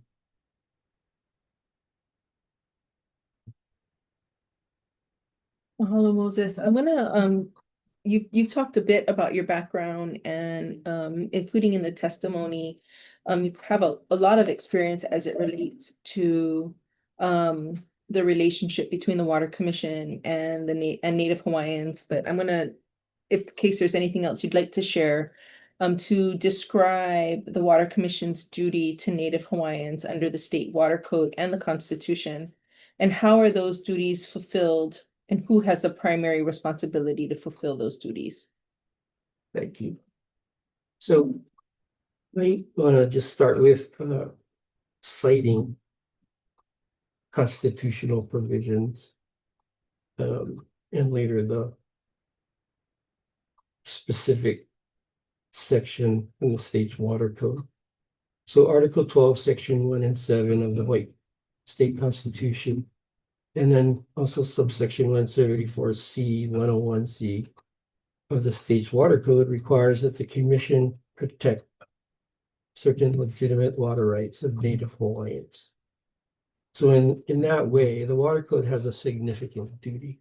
when it comes to constitutional protections and rights of Native Hawaiians and what is required of the commission itself. So when it comes to the Hawaiian Homes Act, Section 174C 101A of the code, Water Code, requires that the foreseeable development that the commission incorporate and protect adequate reserves of water for any current and foreseeable development of Hawaiian homeland. There also needs to be with the commission an understanding and a willingness to engage to protect, water that may be needed for additional development of Hawaiian homes. Commission has jurisdiction over any dispute involving these constitutionally protected and or any other legally protected water interests where and when disputed. Therefore, the duties that are required for the commission to fulfill are through its proper application of those laws when it's called upon to act. So let's change gears for a minute, move off the Constitution and maybe go to the larger environment. How do you think climate change will affect freshwater in Hawaii and your decision-making as a commissioner? Thank you. So based upon relevant scientific studies dealing with the effects of climate change, for me, I have no doubt that climate change is and will continue to adversely affect the quality and quantity of our fresh water in Hawaii. As a commissioner, I would incorporate the adverse effects of climate change into my decision-making relative to our precious freshwater resources. I also believe that the commission must, when and where deemed appropriate, seriously consider the adverse effects of, in addition to climate change, population growth, and the continuing development of commercial land on commercial development of land that is clearly going to have impact on our finite water resources.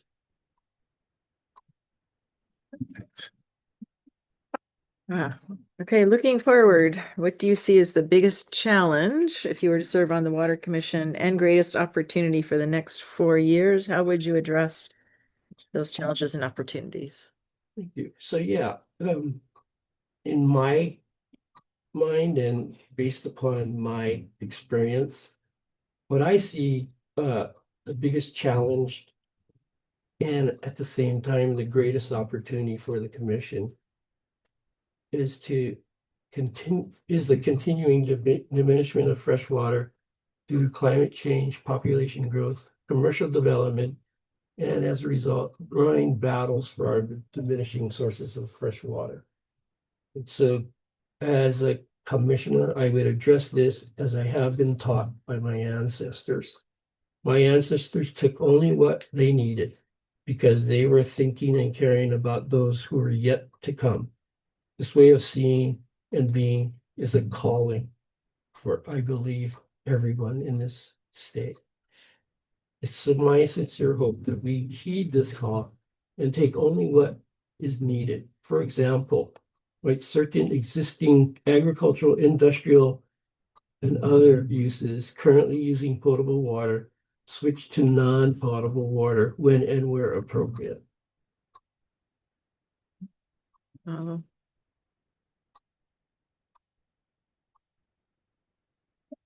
we doing on time? Are we good? Yeah, we got time for Okay. Well, we're kind of building off of that. 50 years from now, what does water management look like in Hawaii, and what role did you play in helping that, bringing that to fruition? So following the, the example of my ancestors, I mean, it's simple for me, take only what's needed. Moses, I have a few logistical questions and then we'll give you the opportunity to make any final comments or that you'd like to share with us. So the first question is a logistical question, is what is your availability to travel to the various islands, attend and participate in the scheduled meetings and site visits? Yeah, so, when I walked in here, Chair, you said, how are you? And, I basically said that I've got issues with my lower back. Yeah. So that at times will result in my inability to travel. It's all going to be dependent on the day, the time, and other issues that my back presents. Okay, thank you. But taking that into account, do you have the capability to participate in online format meetings? I do. I have a couple of computers and I am able and have been using Zoom, MS Teams, and other ways of meeting virtually. So yeah, I have that capacity. Okay. Are you comfortable filling out the required financial disclosure form that is publicly available should you be selected to serve? Yes, I am. And then finally, do you know if any of your other affiliations or employment obligations might create a real or perceived conflict of interest and require you to recuse yourself from key votes? So first off, I am retired from the Native Wine Corporation, and most of my work as an attorney, I do have a couple of cases that I still am working on that don't deal with water rights. Okay. However, I'm no longer employed by the NHLC. I will and must recuse myself on any matter that I have directly worked on previously, and especially if a former client of mine is involved. So in all circumstances, just as a looking at my situation, I will and must carefully consider whether I have a conflict of interest and should recuse myself. Should I be given the honor of serving the people of the state as a commissioner? I carefully review all cases and matters before the commission to make sure there is no conflict before I proceed to be a participant in any matters before the forum. Thank you for that. And can I just note for the record, this little note that we're passing is just about the time extension on the interview. It's Yeah. not like fourth grade, like, look at his We figured classes. out on our schedule, Yeah. the time There was. was a typo in our schedule. I Yeah. don't know if it was on the published. I just don't want you to think that we're passing The notes. clock is dead. Yeah, don't look at the Yeah. clock. Time has stopped. But do you have any final comments you'd like to share with us? I just, first of all, want to applaud you guys for your effort, participation in this process. I think it's something that is, ground level action that needs to be taken. And yeah, you guys have been presented with a very significant job. And that's really all I have to say. Just mahalo to you. And I know that you guys are going to make very good decisions. Thank you. I just want you to know also that, and it'll be in the record, but there was testimony, in addition to the testimony presented this afternoon, we did receive written testimony in support of your candidacy that we've also put into the record. We'll be continuing interviews today and probably in another group of candidates, probably in July, and we'll be submitting the name of candidates to the governor for the governor's decision to then submit that to the, how it works, to the Senate for confirmation. So we probably won't be completing our work until sometime in July. Understood. But thank you for all that you've done over the years for Native Hawaiian rights and protecting our water for future generations, and really, really good to see you. It's great to see all of you. And once again, mahalo for all your work. Back to you. Thank you. Thanks, Mo. Yeah. You know, I'm sorry. I wanted to go last after Oh. these written testimony because mine is more, kind of fluff. No. But important fluff. Yeah. You know, everything you're going to read about him is absolutely pono. And I just wanted to bring the human side. Thank you for doing Privileged this. humans. Yeah, Thank you. thank you. You know, I thank you for doing research on my name. Yeah. Yeah. Mahalo nui. Yep. Oh. Mahalo, everyone. Take care. Yeah, have a good afternoon. Thank you. Yes. Thanks. Yes, I really enjoyed your interview. My son is Kainoa Carlson. Oh. Did they interview with him? Yes. I like, oh, I did her. Oh, thank you, thank you. I enjoy getting interviewed by him. Every time I get interviewed by him, I tell him, I don't know how you do it.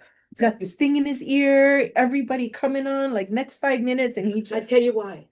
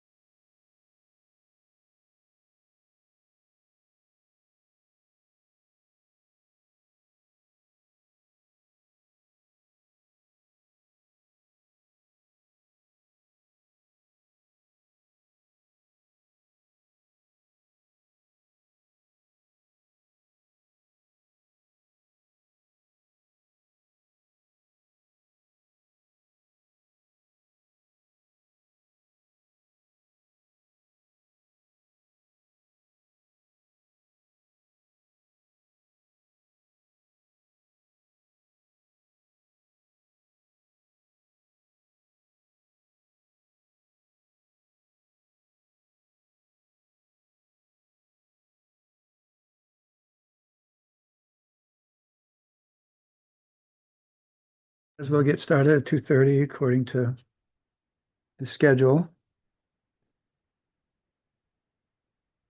Okay, so we're back on, and we're back in session. So this is the nominating committee to the Commission on Water Resource Management.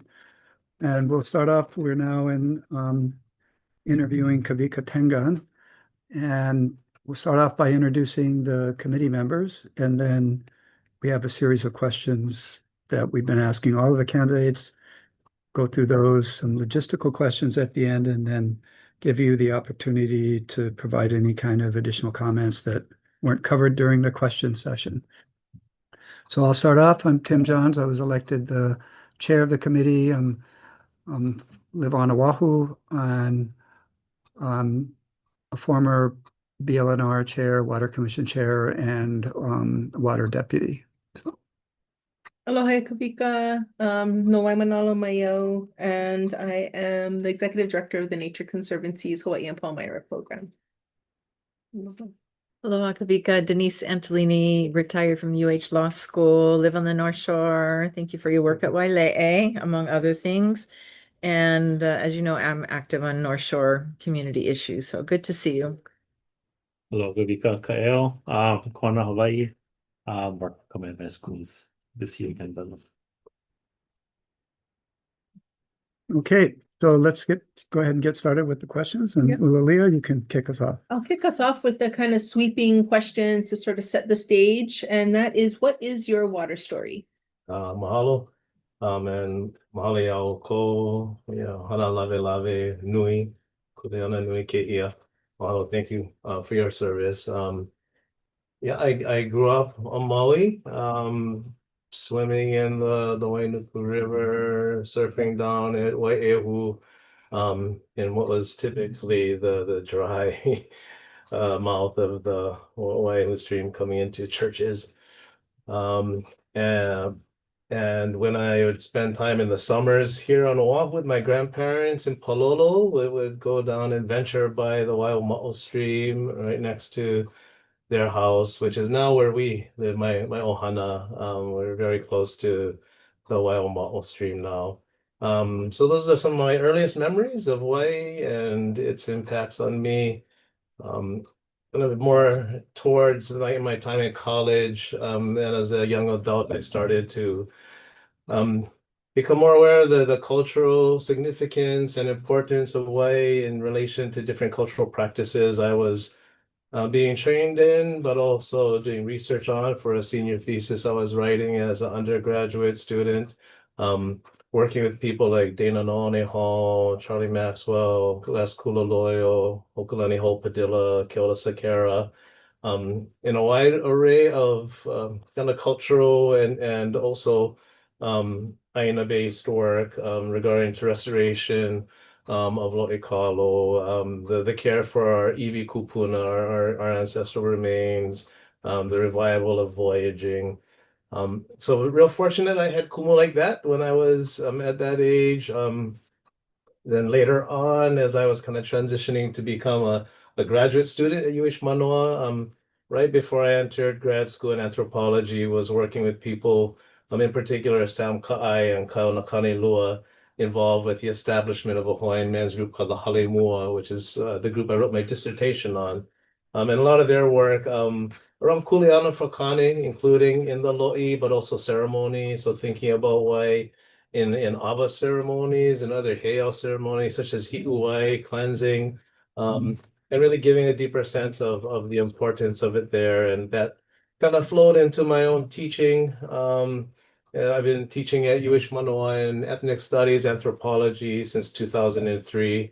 And generally on issues of both traditional and contemporary Hawaiian society, all of those needing to really foreground the centrality of Hawaii of water, the Ahupua'a system, and even now kind of as it's being reframed, the broader Moku system for thinking about biocultural resources, understanding those interconnections that Hawaii represent, both culturally, socially, ecologically, spiritually, in the Waka Iko days, but also now, and how that's also the misuse of it became a point of tension and debate in really the development of our islands. So looking in particular also at some of conflicts on Maui and beyond as well. That's really kind of infused quite a lot of my teaching, thinking through those aspects. I remain a practitioner, a cultural practitioner within our halemua, particularly as a mo'olono, someone trained in the lono ceremonies and rituals, and especially on makahiki, as well as others that, really think about the importance of resetting and understanding the signs that come in the rainy season of abundance and how to plan for abundance way kind of forward. So those are that's a little bit of my work story. Mahalo nui, Kavika. Yep. Before I get to the water resource question, I just wanted to thank you again for your work with at Bishop Museum, because when I was the CEO there, when we brought the crew back, I remember building that into a larger discussion around Hawaiian masculinity was super important. So thank you for that. Wow. To the Water Commission, the State Water Code requires that commissioners have substantial experience in the area of water resource management. So I wondered if you could expand a little bit more or highlight some of your opening statements around that specific requirement. Sure. So in a number of my Hawaiian focus courses, I mean, I don't only teach about Hawaiian issues, but on those that I do, we'll typically start with, kind of traditional society organization around the ahupua'a and how that really is a matter of proper resource management, the centrality of water systems therein, thinking about transformations and how different codes are created during the kingdom period and then again transform following the transition, if you will, into the territory and the state. Really with an eye in the contemporary classes, really taking a close look at the 1978 Con, really laying the basis for the water code, and then that gets established in 87. The efforts to then, as the phasing out of agriculture moves to tourism and what happens with the water, the Waiahole case being a key one in this kind of history that is then setting a certain stage for contemporary thinking about water, about Wai. Again, when Red Hill really Pukaki happened, that became a big focus in class. Right when that hit, and then of course Lahaina. So a lot of those contemporary courses looking at case studies that we kind of trace back a genealogy of how we got to where we were in those. Also with regards to my students getting more than just a book knowledge, we try to take them out into community. And sometimes we start a little bit closer to home, take them to Kanewai, Lo'i there, and work with the staff there to really see and experience the Lo'i system. But then taking them out to other sites. I, for a number of years, ran a field school, a couple of field schools, one that started off as an archaeology field school, trying to train Homana in better kind of wahi kupuna or ancestral place management so that they could better contribute to a lot of the challenges, especially that Shipti was experiencing in that kind of early 2010s period. So we were working at Kupopolo Heiau, which was to ground them both culturally and historically in place. That led to a broader oral history field school out of Waialua, where we were working with different kupuna in the community, talking about the changes they had seen, including around water. There's one kupuna who grew up right on local ea who would talk about her experiences, another kupuna right on the Honolulu. So a couple on the Honolulu who talked about the changes of that, especially kind of after the construction of the harbor. So really being able to have students here firsthand from kupuna was really important for that work. And then later working in Waiale'e with the broader efforts of the North Shore Community Land Trust to restore that as a aina that's lako pono, that is well kind of provided for an abundant understanding the history of a Kalo fish pond and its potential to again feed community, restoring the lo'i there. All of those were really important ways of getting students to have certain skills with interviewing, with historic research. Try to implement that also in a grant that our team in the Center for Oral History got awarded, but then guess what? Got terminated by the Doge. But anyways, there was a grant to do oral histories around water in Maui with 30 community members at least in Maui, Komohana, West Maui, and Navaiha kind of areas. We're still trying to get that funded, and we're hoping we can because we want to really work with community, with students to develop really an important base of knowledge that, among other things, could help inform thinking through Kapa'akai analyses and so forth and so on. Just last week, took a group of students to Maui as a part of a Hawaiian leadership program called Naku'oko'o, where we really got to work with a lot of those communities that are on the ground, trying to restore Wai and Lo'i.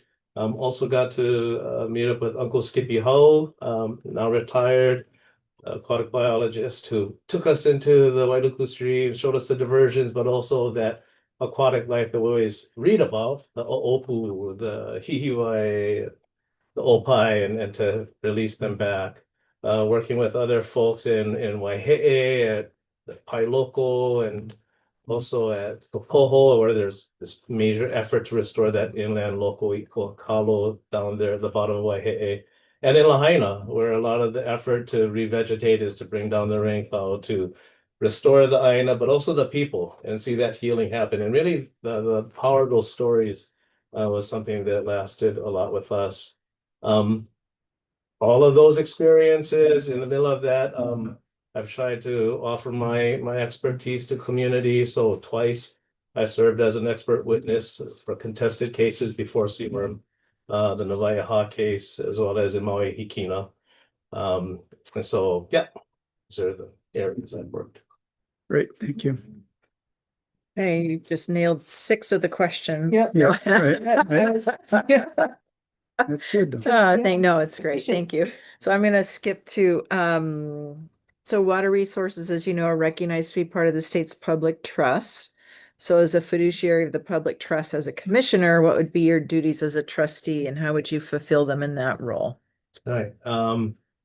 Well, again, this is some of the things we try to cover in class, just understanding the establishment of the public trust, especially as articulated both in the Article 11, Section 7, Sections 1 and 7, as well as the Supreme Court cases that were especially pivotal in affirming that public trust, Waiahole, Kauai Springs. So just to know that at the basic level, it's the job of the commissioners to protect and manage Hawaii and protect it for maximum reasonable beneficial use by present and future generations. I know that's a little bit of a tagline, but I think it's important thinking about those terms individually and thoughtfully, prioritizing especially our public trust interests, natural resource protection and ecosystems, Kanaka Maoli rights, traditional customary practices, appurtenant rights, saving for DHHL, and domestic use.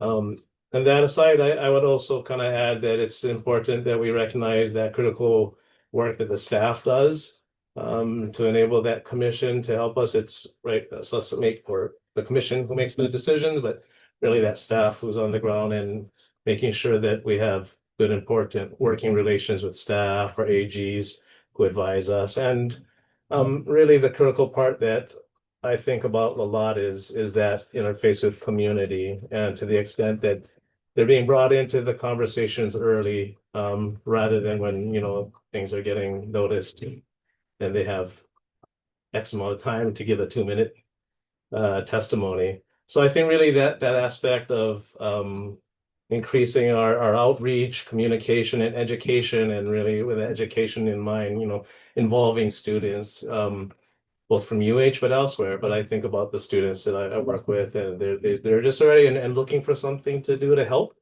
And then once we create those avenues, I think some really powerful things can be done to not only protect our public trust, but also to pass on that knowledge of what it looks like to do the work to that next generation. I'm gonna go to this next question.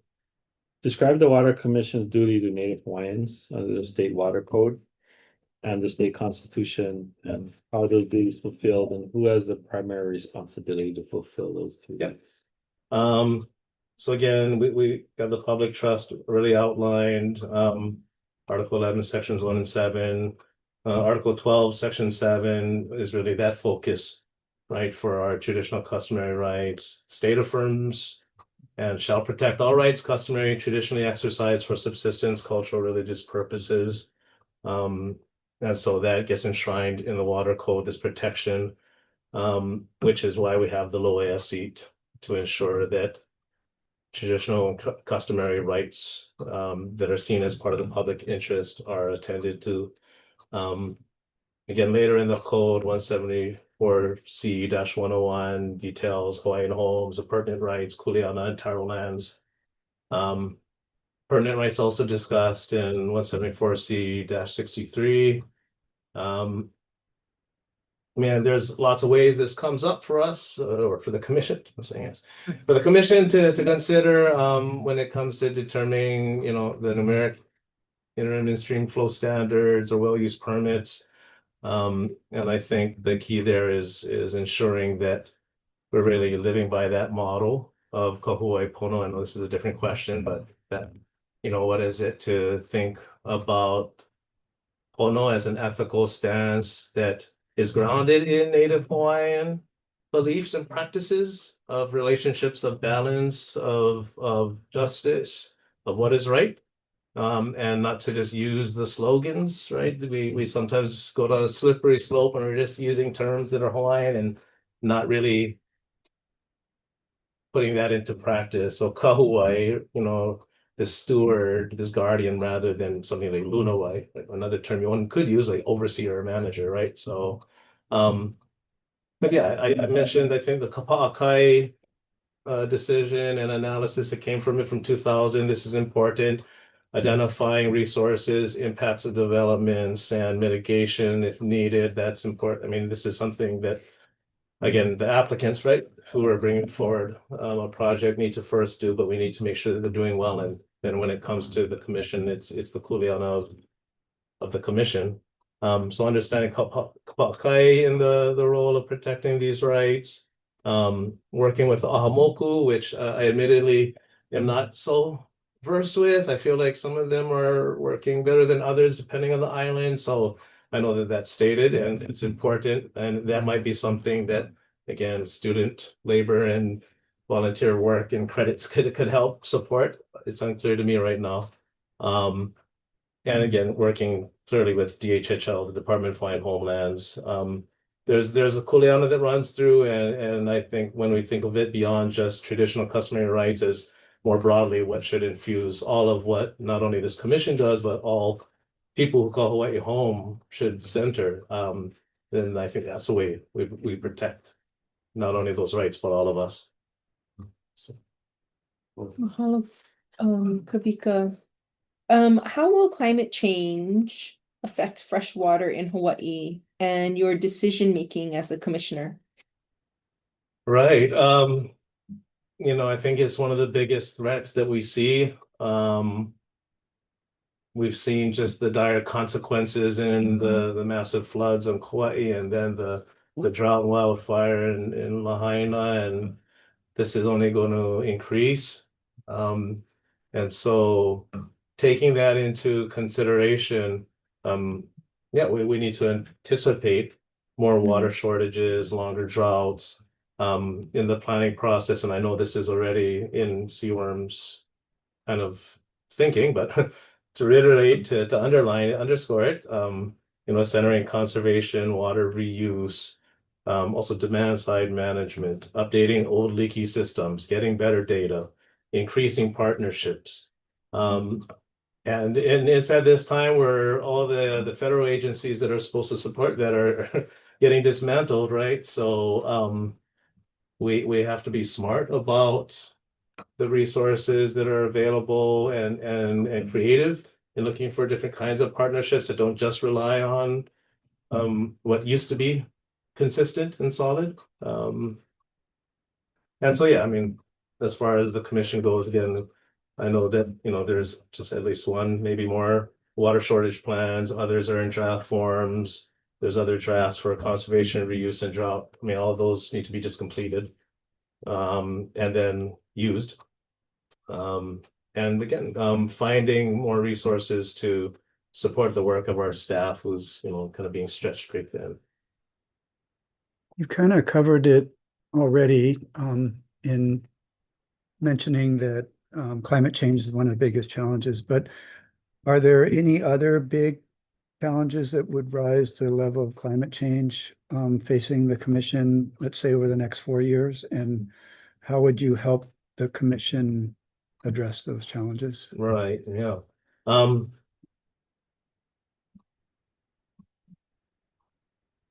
mean, I would just reiterate climate change and use Lahaina as this, kind of key example, with the need for us to better plan. I mean, when we were just in Lahaina last week, people were like, this place is ready for another fire.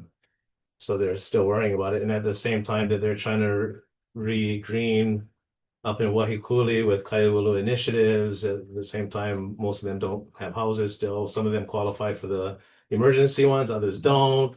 New kind of housing is waiting water again. And so where is this water coming from? How is it going to be delivered in a way that doesn't continue to deplete the aquifer? I know the Kahana well has been a kind of point of concern in understanding, how are all of these systems, groundwater and surface water, really related, because there's been problems with the models of figuring out things like sustainable yield, which are never sustainable, and what happens when the maximum you can draw is the standard versus the maximum you need to leave in, right? Or the minimum you should leave in with interim in-stream flow standards. So all of this is also to say that there's also an important opportunity here if we're looking at indigenous biocultural knowledge, how our kupuna, our ancestors, knew how to create systems of abundance, and just sticking with Lahaina again, at least one of them, that discussion that we had with Kaipo Kekono when we were with him about recreating the Malu Uluolele and Malu Niu as well, those massive agroforests that then protect and secure the water, allowing for the return of the flow of streams. That kind of abundance will then fend off fires as well as feed communities. And there's ways of working that into this constantly kind of, I think, raised specter of the tension between water and affordable housing. The folks in Lahaina are dealing with both right now. And so I think the answer there is, how do we work with them in an ethical way to find out, okay, what are the answers they're proposing? Because they got them. They have all kinds of really important ideas, and we just need to listen more to them. Because if not, then it continues to be the out migration, the brain drain, because people can't stay here, the same ones who are dedicating their lives to this place. There's more and more. I know I didn't really leave that question of climate change some more, but I'm just trying to situate it within the broader set of social, cultural, political kind of transformations that it needs to be situated under. I mean, it's because of a certain kind of economy that we're still in, that is still about extraction, that we're having these emergencies. And we need, I don't have the answers, but I'm willing to do the work with others who are trying to find them. Thank you. I have a few logistical questions, if that's okay. And then, because we have about 5 more minutes, and then give you the opportunity for any final comments. So first of the logistical questions is, what is your availability to travel to the various islands, attend and participate in the scheduled meetings and site visits for CWRM? Yeah, I'm fairly flexible with advance notice. I mean, if I'm teaching, I can get someone to cover, but Okay, and do you have the capability to participate in online format meetings? Oh, yes, the pandemic made sure of it, that we all at UH learned to live in Zoom. Yeah. Are you comfortable filling out the required financial disclosure form that is publicly available should you be selected to serve? Yes. And then finally, do you know if any of your other affiliations or employment obligations might create a real or perceived conflict of interest and require you to recuse yourself from key votes? Not that I'm aware of at this time.